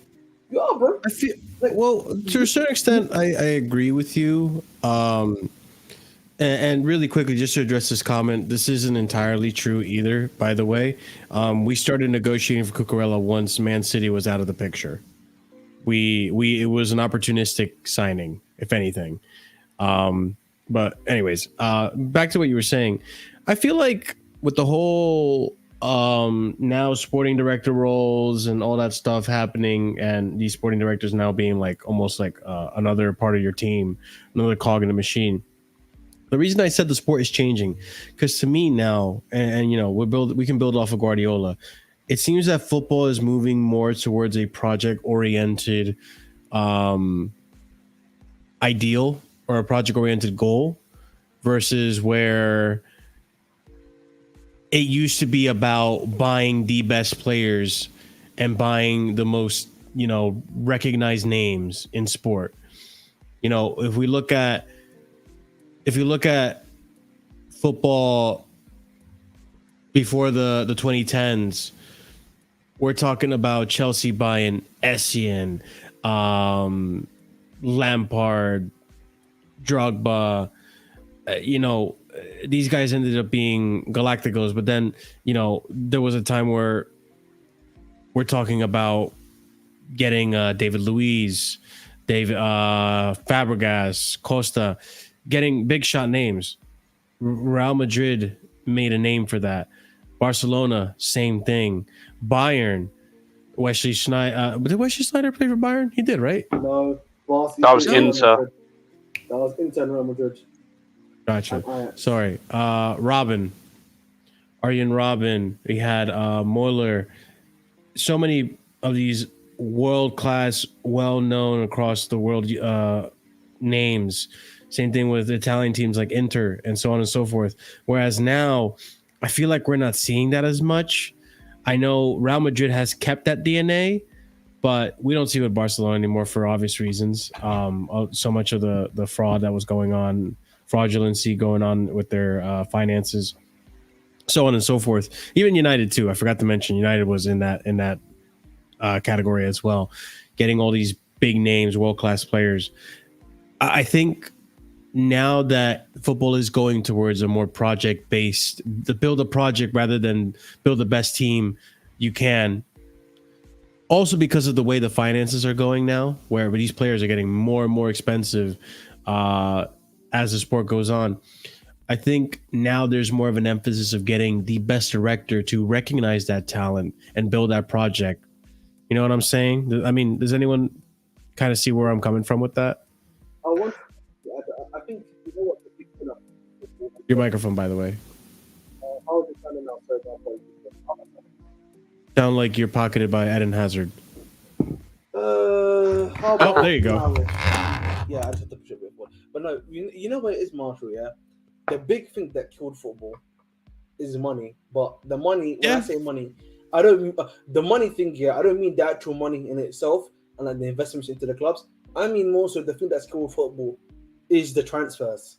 That's what's killed it. Because I think the big part of it is the transfers. Clubs need to save money. There's no listen, like the French clubs, the majority of them are in crazy debts, and all that 90% of their clubs are all for sale because of what's happened there. Inter, You then Barcelona.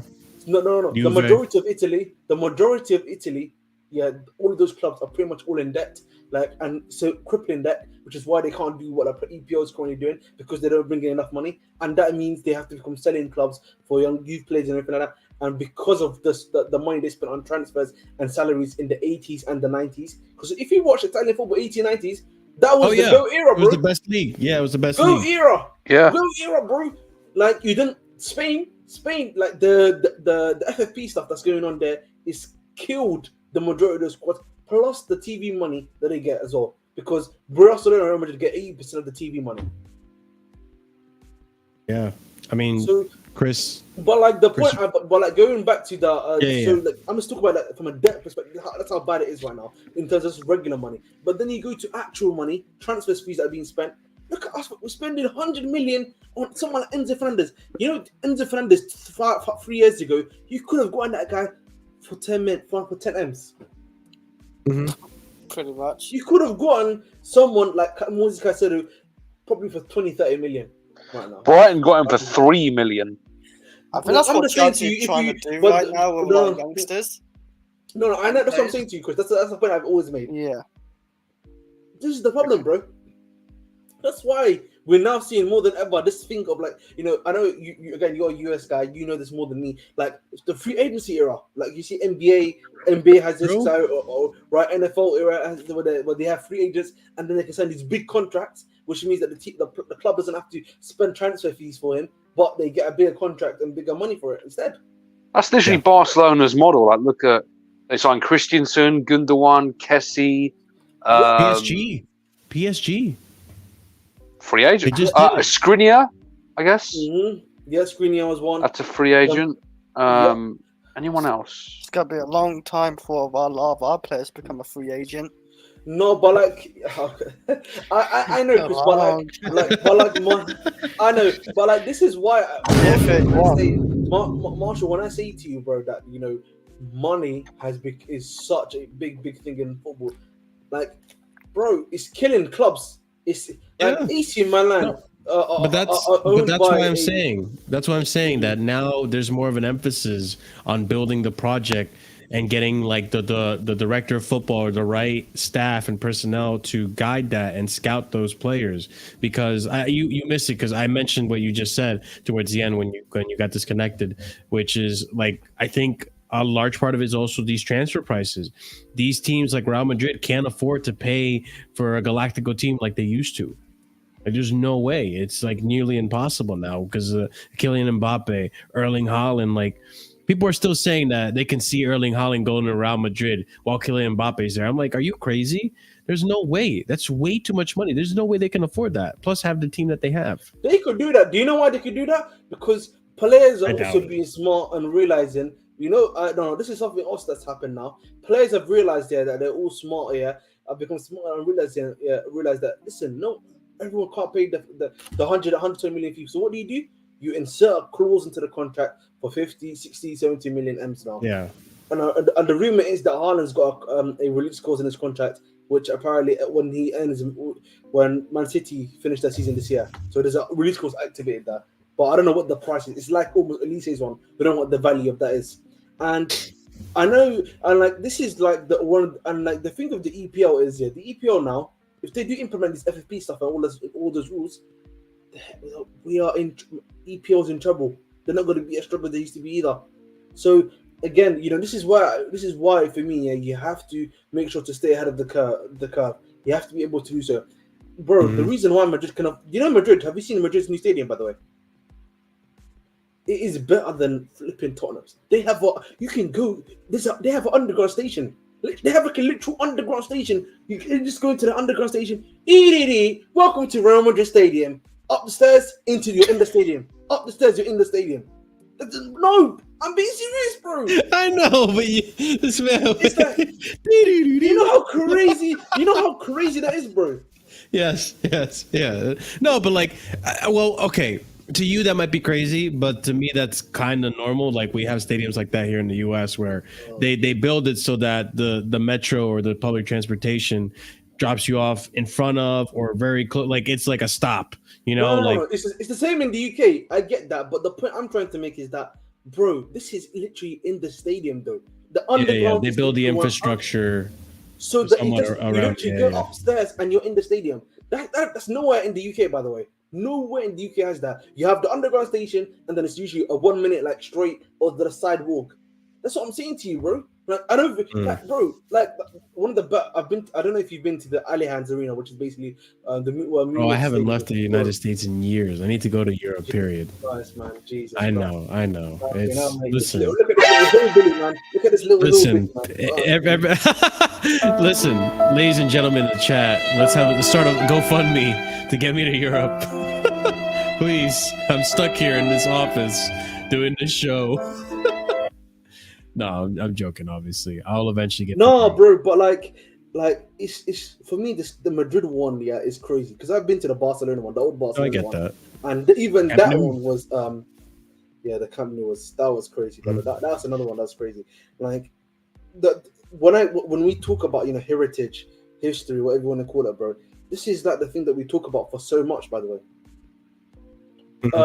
I mean, that's also we do have that in the States. I haven't seen it, but we do have like these retractable fields and stuff.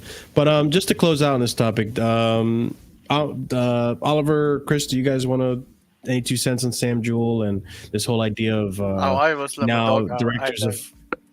Nah, like I'm sure. What do you think of? Well, do you have any thoughts on now these recruiters having a transfer fee now, essentially? Like I haven't had like a huge issue anyway with like some of the transfers we've done this season because I do actually like some of the players we signed, but like, like I like that, and maybe I don't know like who has a say in like in the next manager, but like we need to think carefully who can suit these players we already have and who we want next. Sorry. I'm just answering this question. Go on. Yeah, like it's why I don't want to be jumping on a gun saying, "Oh, it's amazing, it's this now," but because like next season we could be 10th again. Like, so I have to see. I know it's like a boring answer with that, but like I have to see like where this club goes with all these people coming in and all that other. Because I hope it's great. Obviously, I really hope it's like it's the answer, and we need that. Like, and it's we start getting competition, like getting the top 4 and stuff like that. But I have to see because Chelsea's honestly let me down. I can't believe we're like actually 10th again. Like I thought it was gonna be one season, a blip. We'll do better next season, and here we are at 10th. So with new board, new this, new that, and we're still 10th. So yeah, it's pain. Oliver, any 2 cents, or was everything said to you? I think I said everything I said. I said everything that I wanted to say on the Sunday show. I'll just go over for anyone that missed it. I to my knowledge, ever since this man Sam Jewell, ever since he replaced Paul Winstanley as the head of recruitment or whatever the role was at Brighton, supposedly he was the replacement. I cannot name you a single signing that jumps off the page as something that I'd look at and be like, "Oh, I want that at Chelsea." Particularly this summer window, because that's the big one. Obviously, the summers are bigger than the Januaries. Yeah. They haven't replaced Caicedo adequately. They signed that midfielder from Dortmund on a free, who's now gone out on loan for some reason. Either he's not good enough or he didn't want to hang around. And across the board, I just don't see anything that excites me. And because like you look at the Brighton where they're signing Caicedos and Cucureas, and you're like, oh yeah, I'll have a bit of that. That definitely intrigued me, and that's why I was receptive to hiring a Paul Winstanley in the first place. But with Sam Jewell, I just don't see the same the same thing. That's like I'm attracted to that. So that's it really. I don't really have any optimism from the out, but I'm open to be proven wrong as per usual. Fair enough. All right, ladies and gents, we're closing in on the end of the show. If you're still here, be sure to smash up the like button. Thank you for being here as well. If you haven't done so already, be sure to check out our memberships. There's 4 different tiers, starting at 99p, which is $1 for the Americans. With that, you get some awesome emojis. There's no dollar. It's $1.25. Well, no, it's actually $1, and it's still 99p in the UK. I don't know if the conversion applies. Yeah, for but whatever 99p reason. in the UK is $1.25 in the US. Yeah. No, I'm just saying the membership is $1 if you're in the US, and for whatever reason, it's Basically, us still British people 99p. came ripped off, eh? But Like- we're getting ripped off, innit? We're getting ripped off. Yeah. It's, yeah. Well, Inflation, you know. Inflation. Yeah, I mean, yeah, the UK fan base should be getting it for cheaper for whatever reason. It should be like, what's $1? It's like what, 90p? 90p for you guys? Should be somewhere $1. around there. $1 is roughly 90. Yeah, I don't know why. £1 to £1. I don't know. Yeah, I don't know why £1 it's not 90p. I guess YouTube has a minimum, and you can't do anything on less than $1. So, I don't know. Hey, not all channels have like £1 subscription anyway, so. That is true. So, hey, check it out. 99p, you get some fun emojis, which Chris likes to use, and everyone else also who's a member likes to use them. They're fun, and there's more to come with more memberships, so do check that out. But let's get to the meat and potatoes There's of more? the drama. Yeah, there's more. There's two more topics. Oh, fucking hell. I'll have you start this, Chris. I'll have you start this. Killing Chris, man. You're killing Chris, bro. What's going Let's listen, man. Chris don't go No this one- late usually. No one. No. I know Yeah. Chris is trooping it out, man. I appreciate you, Chris. Listen, no one Nah, is fuck you, dying Chris, as. man. You need to know how we feel. Wait a minute. You guys know you don't have to stay here the whole show. I'm just saying, it's Put just. your leg right, Marshall. We know you. Okay. I'm just saying. Listen, there's no whips and chains happening back here. There's no. I don't know, man. I'm worried about you, man. I'm worried if you leave the US, man. You try to do that in the UK, man. You must be good. No, it's chill, man. No. Chill. No. Listen. Everyone here is here voluntarily, okay? But anyways, the only what she person said. that's not here, the only person that's not here is voluntarily is Malang Sarr, and the person who is sad is Malang Sarr. So let's talk about poor Malang Sarr, man. Listen, Simon Phillips. Simon, I don't mean to laugh because I actually do feel bad for Malang, but friends of Malang Sarr have told the Athletic they are worried about him. They have never seen him as down as this. And for those of you who do not know, his transfer to Le Havre. Okay, he doesn't want a medal. He wants a cookie. Man wants a hug.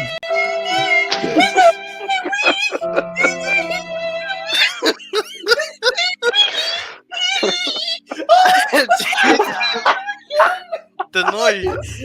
Hey, that shit is bullshit, man. No, Exactly. no, I'm actually saying Ahmed's spitting here because Ahmed is. It's bullshit. Hey, man, if you're sad, yeah, you want to swap lives like with me, I'll be training with the under 21s and you can, live a normal life, work a normal job and do all that shit. Do that. All right, let's get to the meat and potatoes of the details here.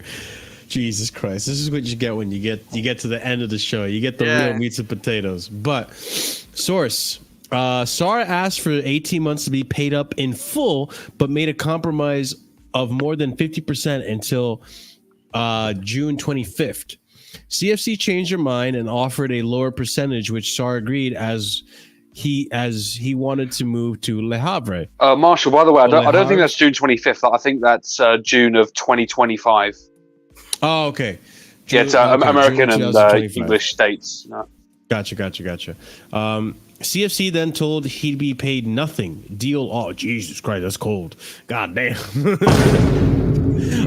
So they told him you will get nothing and you will be happy. Oh my days. So Chelsea do not recognize this interpretation. CFC confirmed they were prepared to let Sarr leave on a free transfer rather than potentially hold things up by asking for a transfer fee. Then we have here sources. Sarr is not the first team, not in the first team dressing room anymore. He is with the kids in the other building. Sorry. I'm so sorry. That's so fucked.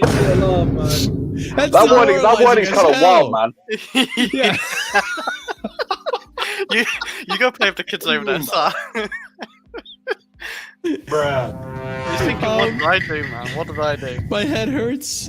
Sarr loved playing under Tuchel, but some of the closest friends he made, like Conte and Mason Mount, have left. I'm so sorry. I was supposed to feel bad for Sarr, but you guys are making me laugh, man. Fuck me. No, it's literally just the wording of the article. That's Like- all. Like, Oh my days, man. Like Listen, him- I get it. Like Chris, Not that don't get me bad. wrong. Chris, I get it. It's not that bad. He's getting paid good money. Like, I get it. But from a player's perspective, think about it this way. At Right. one point in his career, he was highly, like, he was touted as to be a nice up and coming star. People were scouting him. People were scouting him. He was going to be a talent. And now he's been reduced to playing, not having a locker room in the first team and playing with the kids. Pause. I'm just saying, man. It is really demoralizing.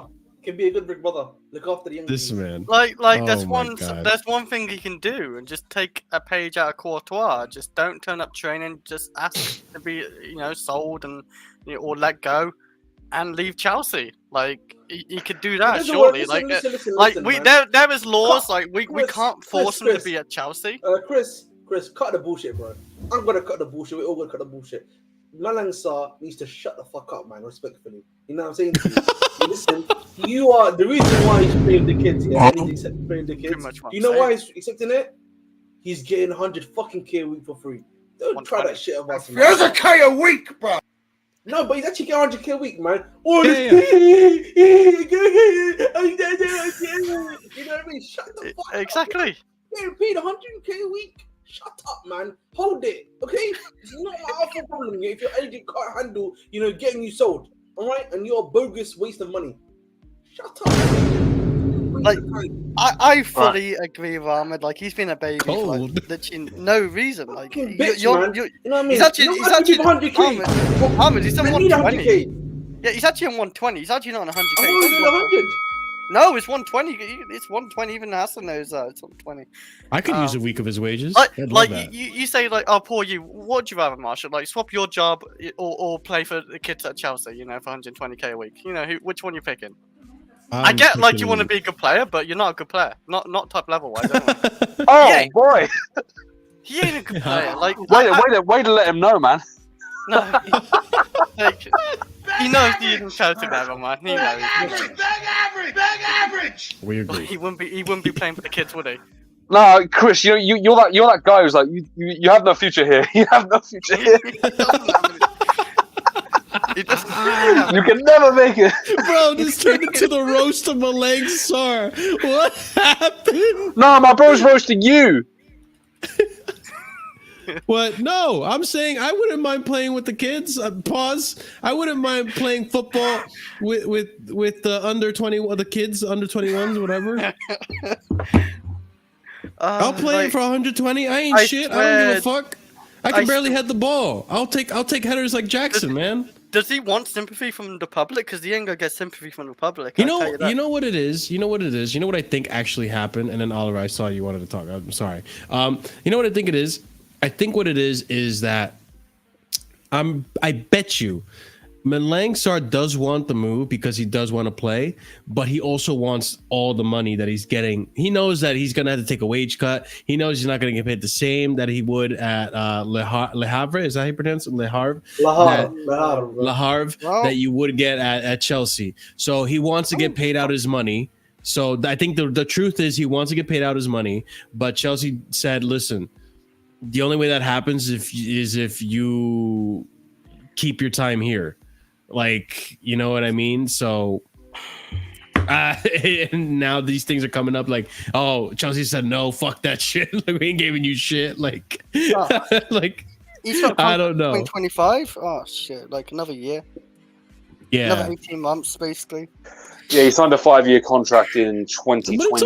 also, but He must to have be thought, fair, yeah, I'm this good enough is- to play for Chelsea. Then this is also on him because he did go on a loan to did he go to Yeah, what- Sporting?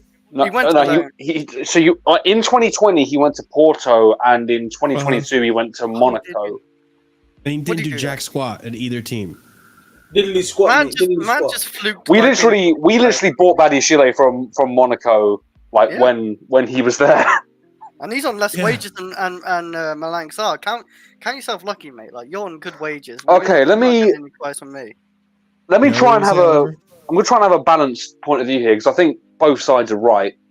I mean, first of all, like if he's obviously in a very low point of his career, you know, not like Yeah, no obviously one, it's demoralizing. no one's talking about him. He was supposedly a prospect at one point. I didn't hear much of that, but supposedly he was. So I'll take their word for it. And I remember he's not, that. But and he's yeah. not playing senior football. And listen, as much as you guys want to say 120k per week, you know, money just doesn't always solve that. So I'd like to treat this with a bit of seriousness if I can, because we've seen like with guys like Dele Alli, you know, they can get paid all the money they want, but you know they can't overcome their problems. So Mhm. to treat this with a bit of seriousness, I acknowledge that part. But and in terms of Chelsea and the way they've handled this, they've been inconsistent with the way they've wanted to go about this. So it became at first where they agreed, we're going to pay you we're going to pay you half of the money you would have made over the final 18 months of your contract. And then going to, we're not going to pay you at all. I think that's a bit, if you're asking me what I'd want from Chelsea in that situation, I'd want them to be consistent. From the start, you have to say, we're not paying you anything. And because then you're just giving the player hope that they can make something out of the situation. And that's what we've done here. He thought he could, we gave him the impression that he could make some money out of it. And, you know, as any man would, this isn't a criticism of Malang Sarr. He tried to take advantage of that. And, you know, we all would have done that. But then we changed our mind, and the inconsistency there just... Oliver, I hear your point. Yeah, I think obviously, you know, me doing a joking aside, yeah, and the little fake crying and everything like that. But like, I think it's kind of also, this is the problem when I say, like, you know, a major issue when it comes to the agents. Like, you know, your agent needs to be, you know, the guy that's helping you throughout your career. He needs to be able to see the pitfalls and be able to do a better job at helping you out as well. As well, you know what I'm saying? Obviously, it's part of it, of course, it's a Chelsea thing, but also there's the other part of it where, you know, as Chelsea, what's it called? As Chelsea players, as a player, you also need to understand, you know, where you headed and where you're going, particularly at his age. No, that's definitely true, and this is where I wanted to go to the other side of the argument. I'm trying to give a balanced point of view here.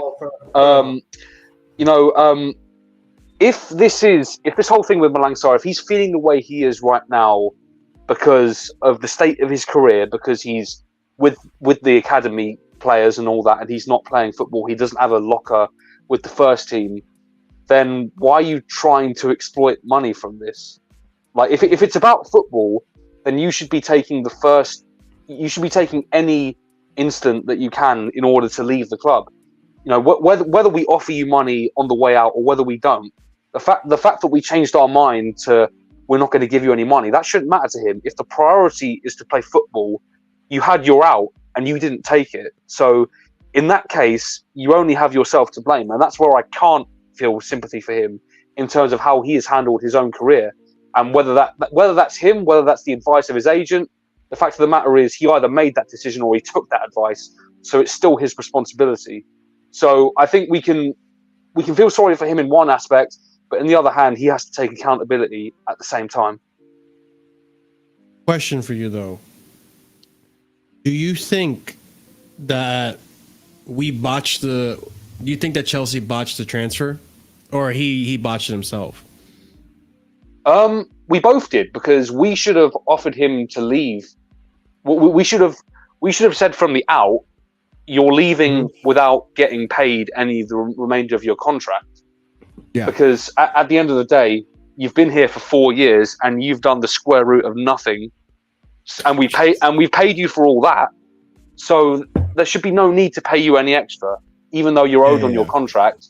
But the best solution is for both parties. The best solution is to get out of this, because he is, I agree. you know, he's just a drain on our wage bill, and for him, he's not progressing his career. So the natural compromise should be that we just part ways, and that's the end of the relationship, really.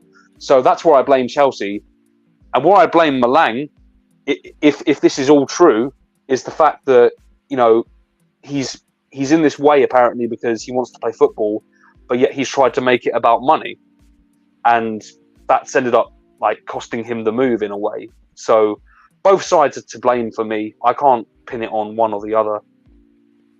Yeah, I agree. I think that was an Oliver masterclass on a balanced point of view. It's a waste of resources. Hey, I'll try, you know. Yeah, no, that was good. All right. I am wary of, you know, money doesn't solve all problems, and I think that gets lost in the wider He could society. actually walk to Oliver, and just we can just terminate the contract and he just find another club. So why doesn't he do that and move? That's my point, Chris, because he had interest from this French club. So it's not like if we terminated his contract and didn't pay him, that he would have lost a source of income, because he had the move open right there. And I believe the one of the executives from that club actually in previous weeks actually did say something in the public that was basically like, you know, Chelsea are at fault for this move not happening, in reference to whatever this is about, scandalously or something like that. Moving the goalposts and stuff. So that I mean, and again, Vic, I agree with you, but there's also, I feel like there might be a weird loophole here where, because these owners didn't give him that contract, there might be like some sort of, I don't know. Listen, there could be a bottleneck here where it's like, we could terminate this because we technically didn't give you this contract. This was under previous ownership. I don't know. I'm just waffling right now, but yeah, it is. If we paid Ross Barkley off, why don't we do the same for Sarr? Did we pay Ross Barkley off? I don't remember. I don't remember.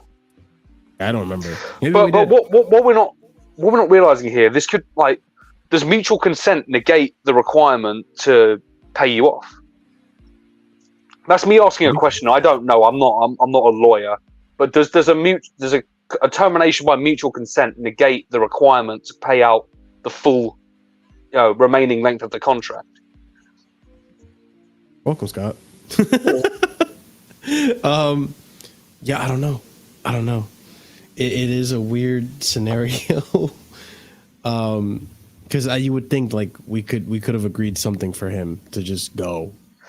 That's the real thing here. Like that's the real thing here. Like, you know, like I said, you know, it doesn't serve any party involved here. It is not in the best interest of any of them for Malang Sarr to remain as a Chelsea player, particularly the player who's clearly down in his feelings about how his career is going right now. So we need to come to a resolution as soon as possible. That's all I have to say, really. We'll see what happens. The reason why, Vic, is because Ross Barkley was in his final year of his deal. That's why we could pay him off. The problem with Malang Sarr is that he's still got, I think, another 2 to 3 years left on his deal. No, it's 18 months. Oh, he's on 18 months? Yeah, because he joined on a 5-year contract in 2020, so that would take him until 2025. Oh, okay, I see now. Yeah, it's a weird one. All this stuff that's coming out too. I feel like, to be honest, I do feel like part of it is lack of news, but at the same time, you know, we do have to remember these players are human, and I get it's demoralizing, but Malang, like, I feel like, and most people in your position, most average people like us here, we would just take the money that we got already and just go. If we really want to play football, just go. Listen, you've earned enough over the years in terms of a pay. Yes, a contract is a contract, but you're not rated at the. It's really like up to you. Do you care more about your mental health, or do you care about getting paid out the rest of this contract? And it's not to say you're not going to be able to get another contract similar to it if you work your way back up in the footballing ladder, but who knows? But that being said, best wishes to Malang Sarr. Hopefully he finds a new home soon in the summer, ideally. But yeah, we'll see what happens. All right. Also, just to add my 2 cents into it, I think it's bullshit the way the club's treated him. To a certain extent, yeah. No, I just think in general, I think it's a joke. I think the news has come out. I think it's bullshit. Like, I understand the standpoint of he should just accept it. If you just offered him straight up, say, this is your option, like, we will terminate your contract, but you don't get paid out straight up. But they didn't. They changed their mind twice. Yeah, that's what I was saying. Like, I'm sorry. Yeah, that's if why you change your mind mentioned. twice, that's bullshit. Like, Yeah, that's yeah. bullshit. That's straight up bullshit. And I'm sorry. That's. If I'm Malang Sarr, I don't care if I could be a Chelsea supporter and I'm sitting where I am getting paid. You can pay me. At that point, it's like, because the thing is he's young enough where he can still play football afterwards. I would make it a point, out of pure spite at that point, to say, no, you can pay me the rest of my goddamn contract then. Like, I'll sit here, you can treat me like shit as well, you can take my locker away, you can make me train with the under 18s, all that nonsense. That's pretty I'm going to fucked. get my fucking wage every week. I'm going to get my wage every goddamn week and you're going to pay me every cent of it. Every penny of it you're going to pay me. Because the way he's been treated is bullshit. It's bollocks. This is what Danny Drinkwater felt like. He I had would To just some same thing as extent, him. yeah. he had IRL problems, and that was a bit different. I'll be real. That too, yeah. He had really big, I mean, that was but the big, that's what I asked before too. Like, do you think this is a Chelsea thing? Did you think we fucked it up? Do you think Malang fucked it up, or is it a combination of both? And we agree it's a combination of No, both. it's Chelsea. Like, I'm sorry, it's Chelsea. And I understand, like, it's not the owner's fault in terms of they obviously didn't sign him and pay him the wage he's on. But to a certain extent, like, there's a way you could come about this agreement. Like, I think what was reported is the second option that they gave him after they originally changed their mind was, we'll pay you half of your contract that's left. And he was still fine with that. It was when they said, we're paying you nothing, that he went, well, no. Again, it's understandable. Like, you went from being told originally you're going to get paid all of it to being told you're being paid none of it. That's nonsense. Yeah. For me, that's straight nonsense. In any walk of life, that's nonsense. Whether you're a footballer, whether you're a garbage disposal man, it doesn't matter what you are. That's nonsense. So fair play on him for standing his ground. Because like I said, in 18 months' time, what is he, like 24? He can, like 24, 25, he can still go and find a good enough job. He can go and find a club easily. He's a young, like a fairly young French centre-back. Like, he can go and do what Thiago did. And he had interest. Exactly. He had interest from Le Havre. He's played for Monaco. He went and played for Porto. Like, he will get a move. I think there was interest from Turkey as well, wasn't there? Correct me if I'm wrong. Besiktas, I think. Yeah. So he'll find a move. So he's got no problem with that. At this point, if I was him, like I said, I'm just worried about getting my money. Then fair play to him. I get that. And that, this is I'll be honest, this is another thing I'm adding to my list of things I don't like about this ownership, is that this isn't the first time we've done something like this now. We did this to Ziyech as well. And listen, believe what you want about Ziyech, but the fact that we couldn't send an email for him to go to PSG last January is insane. So there's no reason why. I don't care how deep into the Enzo thing we're in, the negotiations we were in, like something as simple as that, you stopped a player from leaving the club, which you needed them to leave the club anyways. That's the other thing that doesn't make sense to me, is like, you need these players to leave the club. Why not? Why get in the way of that? And yeah, it's just the way we move in terms of certain players. I think it's just a damning thing, and it's so fucked up to do. there just needs to be more consistency. If you don't want to pay them, then just say that from the out. We're not paying you. I feel like Chelsea are just like, the dickhead employer. If they don't like you, they will just fucking be so bad. That's what it feels like. It definitely feels like that. If they don't like you, they will fuck with you.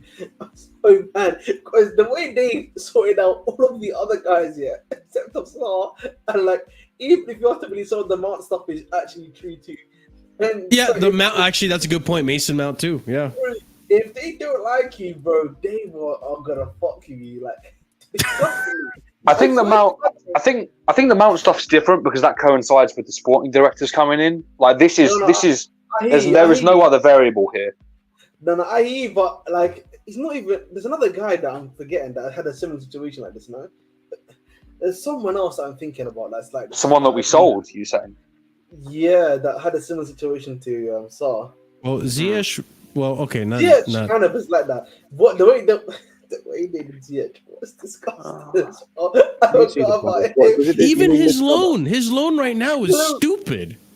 Yo, his No, loan right his now. loan is like when you say it's stupid, you're talking from a business perspective or a, like just getting rid of it perspective. Just the business From- perspective, I would say. I think both. Because if No, you're no, trying no, to no. get rid of hold on. If you're trying to get rid of him, the clauses on his it's bound to fail. We're gonna get Ziyech back at the summer. I really think, because I don't think I think But part wait- of his I think One part of of his clause is that he needed to be fit for like 75% of the season. He's already failed that, I'm pretty sure. Yeah, but the problem is you need the other side to agree on it.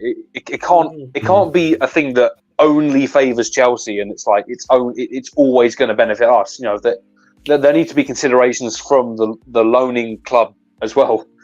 Also, Ahmed, are you referring to Lewis Hall? Is that the other player?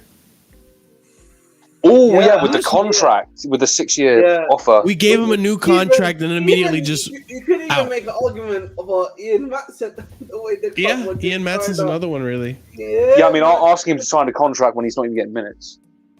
Bro, this That is sort of thing. why, yeah. We're kind of doing the Gallagher right now, actually. Yeah, you know what? When it Listen, comes, this is these guys why- are bastards. Shit. Bro, but then I think this also comes down to the club. I think the club in previous eras, I don't think they were. I think under Roman, they weren't as assertive as I think they are now.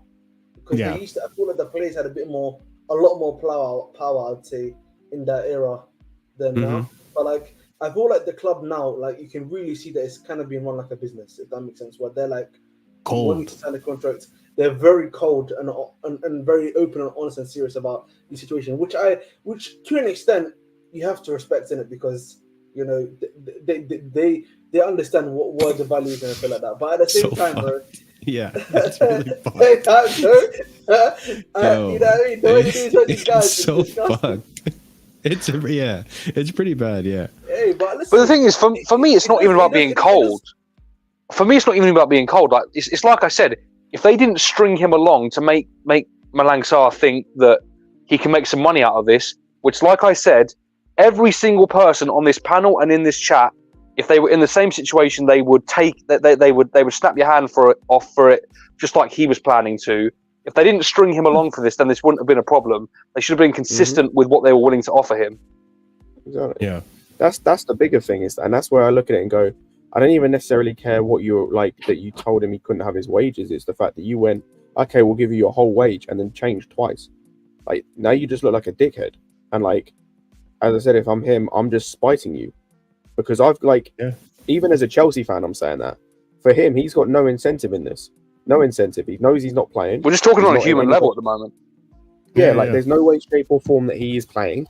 He's being, as I said, he's been told to train with the under 21s, and if they're playing a game or doing like training or something, he has to train by himself with a coach or with a younger age group.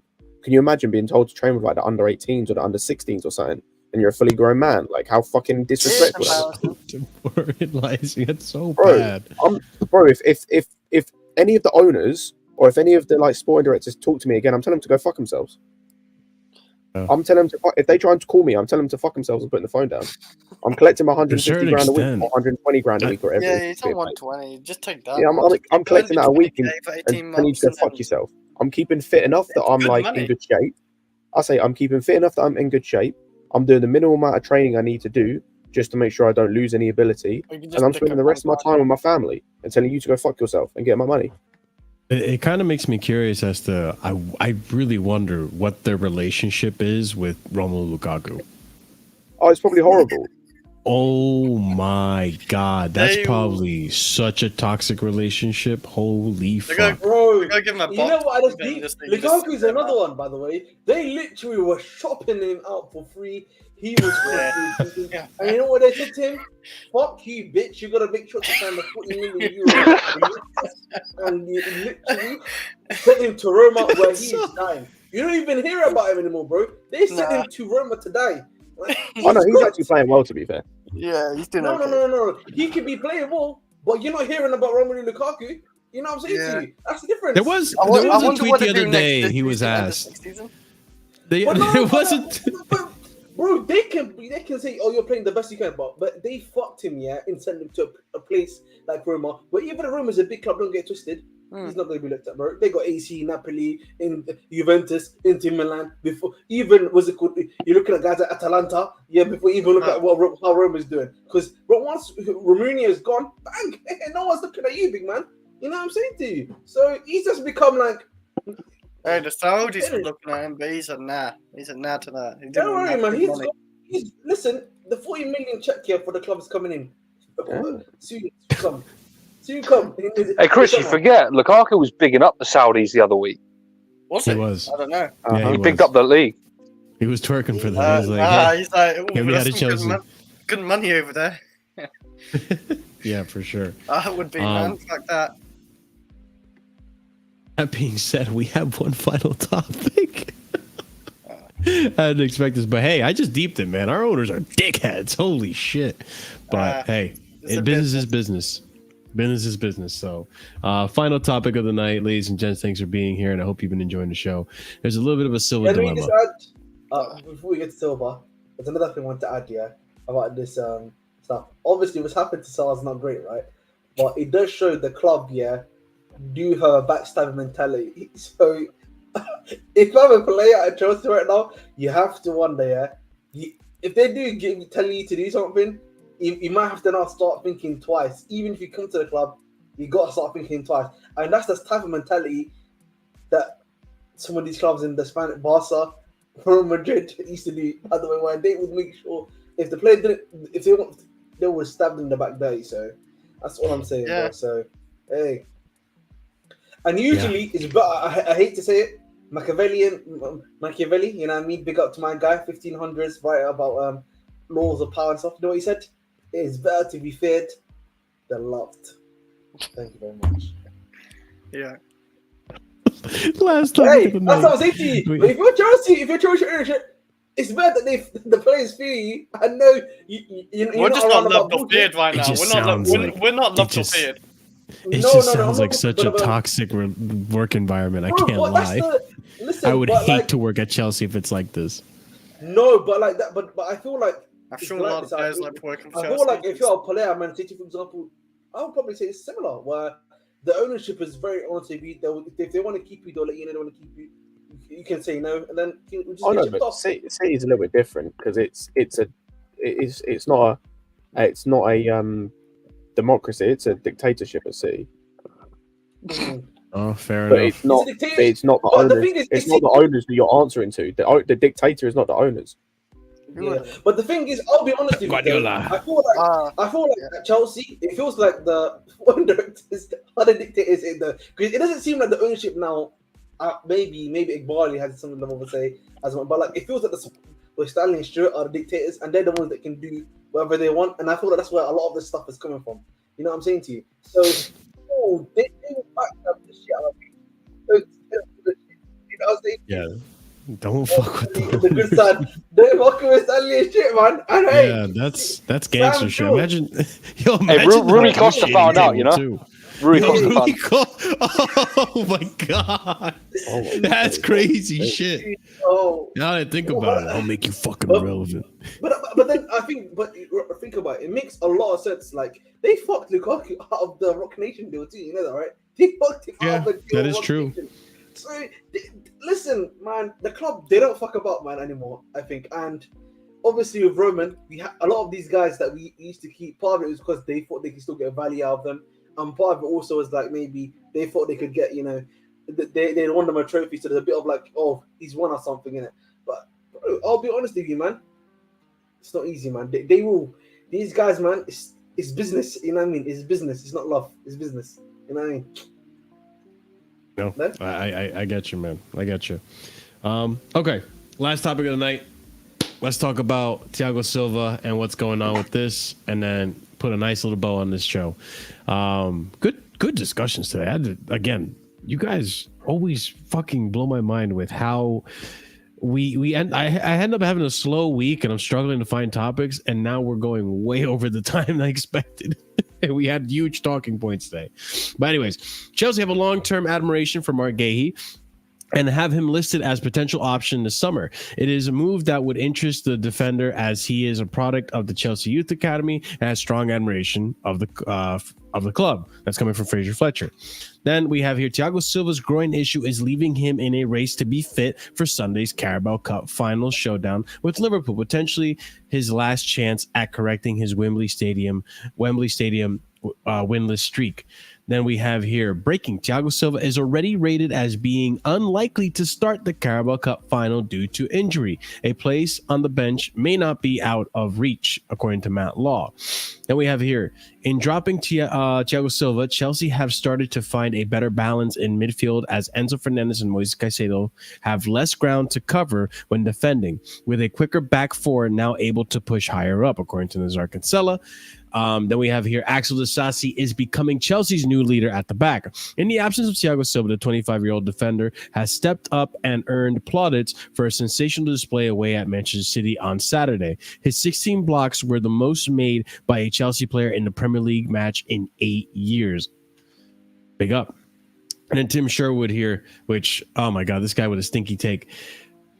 Disasi was Chelsea's best player against City, and I think he's probably one of their worst players. Bro, everyone wants to throw... Did you have to include that? Why? Yeah, exactly. This guy's a clown. You realize he's a failed Tottenham manager, right? He's a failed Tottenham manager. He's just Yeah. failed Tottenham in general. Yeah. So I don't know why we need discussing him. You know what I'm saying? It's just like...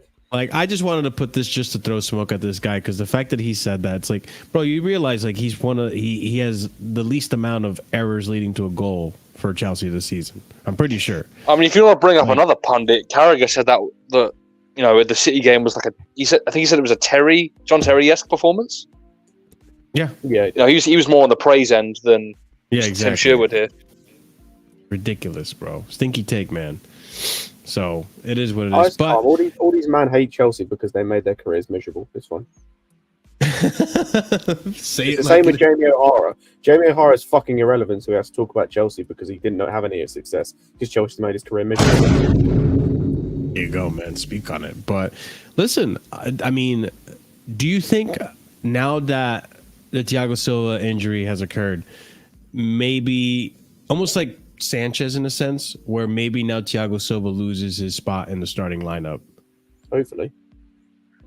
I mean, we can't be certain. Just like with Sanchez, we can't be certain until Thiago Silva is back in the squad and available for selection. Also, I should mention this too. I know it was one game and it was one performance, but are you guys in the belief or in the camp that going forward we should continue with this should be our pivot, our center back pairing going forward, Levi, Colwill, and Disasi? Yeah. Until Badiashile is fit, yes. So you actually would rather have Badiashile and Disasi than Scott? I don't know, but like that's a conversation that can be had.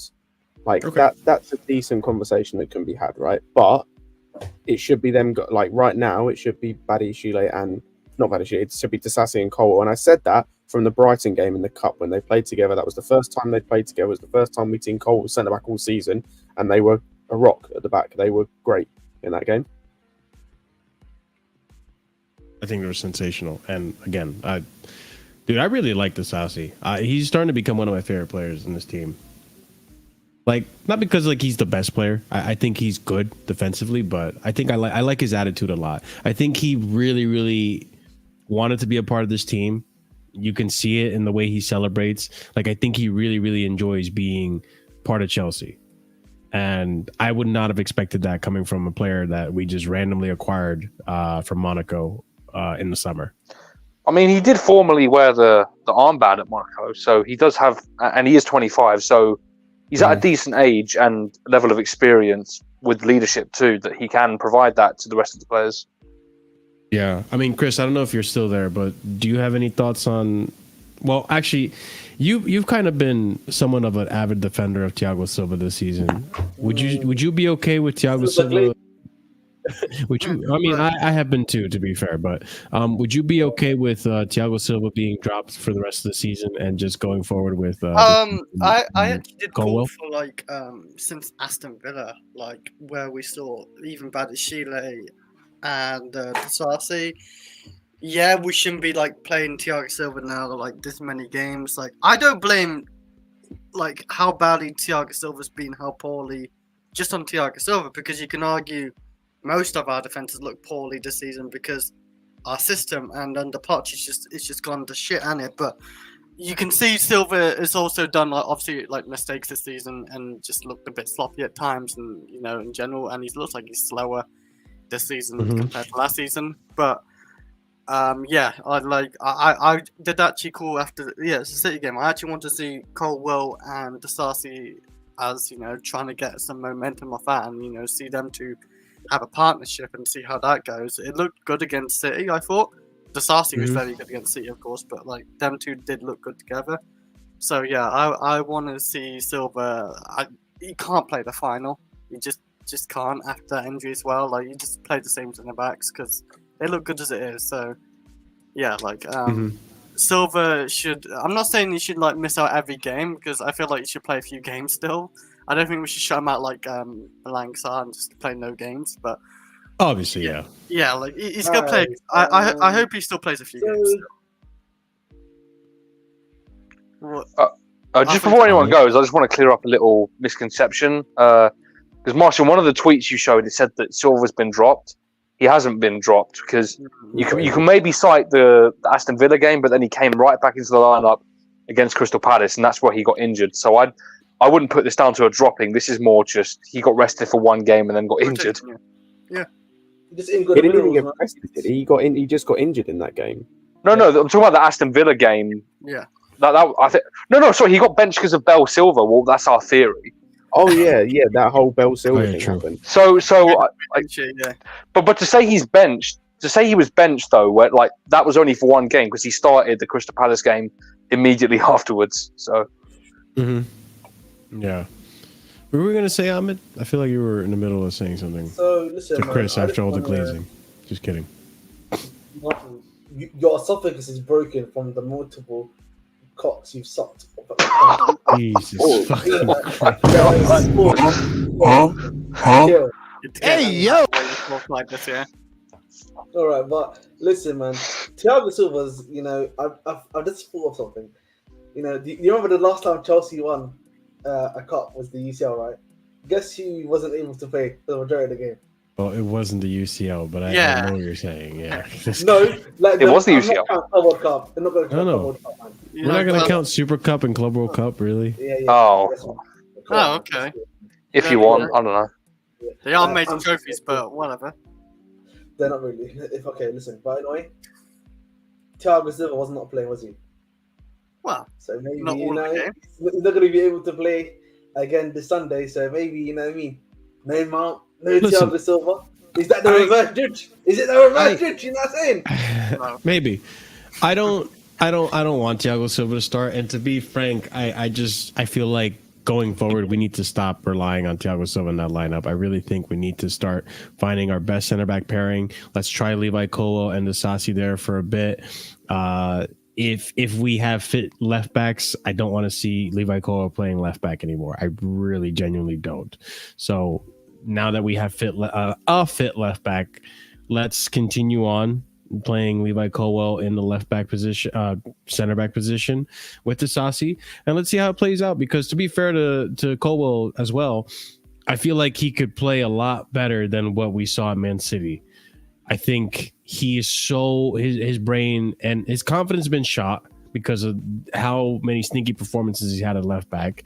Not his fault because he's not a left back.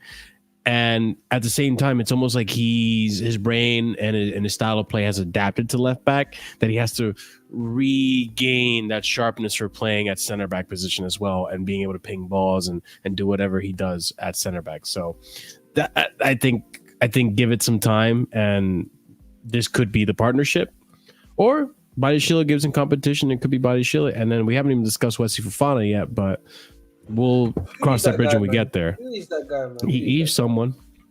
He's a player in our roster. That I totally. Listen, man. Damn. He's another one. I don't have high hopes for him. I'll be real. I don't have that many high hopes for him. He's I get it. Yeah, no, I it's maybe like we'll see. You know what I mean? Listen, man, let's not talk about your back and that arch, man. I'm just saying. The Sterling arch. Hey, yo! I haven't spoken. I have not spoken about Sterling. I'm just saying, man. Hey. That's because I didn't put it in the show. Hey, exactly. exactly. All right, let's wrap it up, ladies and gents. Any final thoughts? Marshall, are you a munch? Ciao. This guy, you're about to go backstage soon if you don't stop. Marshall's the muncher, But- yeah? We're gonna go ahead. We're gonna go. Huh? We're gonna go ahead and raid Staffy TV. I believe he's still live, so I'll just double check right now as I'm doing the outro. But ladies and gents, I appreciate the show. This was a long one, so I hope you enjoy every bit of it. But as always, guys, thank you for being here tonight. I appreciate you guys being here.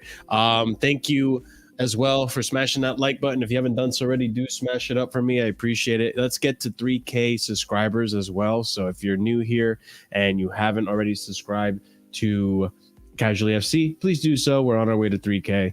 Hit the bell notification so you don't miss out whenever we do go live. Also, I forgot, raid message. So we're going to raid Staffy TV.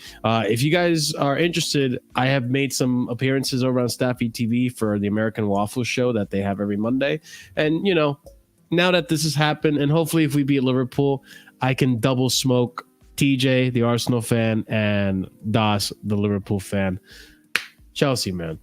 So we'll see. But be sure to check out his channel. Show him some love. Copy and paste that rated message. Let him know where you're coming from. Yeah. And I saw you on that, man. You know what I mean? You're Hey, not man. backing us, man, properly, man. You're not backing us properly, man. Bro, come on, man. Blue spirit, man. There's a more blue spirit, man. You know what I mean, man? All right. I gotta give Yeah, that the love. toxic positivity. I gotta do Yeah, the man. Ahmed. Okay. Yeah, man. Too You gotta funny, do man. it, bro, man. You gotta, man. All right. We're gonna start waffling more. Hey, maybe Pochettino after this cup, he gives me more chest. You know what I'm saying? So let's go ahead and do the shout outs. This is for anyone who is proper casual and higher tiered that's a member. Big up to you guys.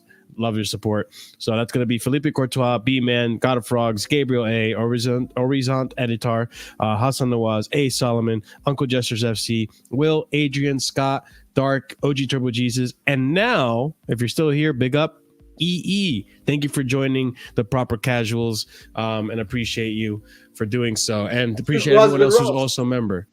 What? Tuchel has been roused. Tuchel has been roused. Sure, whatever. All right, ladies and gents, we're out of here. See you on Staffy TV. Have a good night. Stay casual. Peace.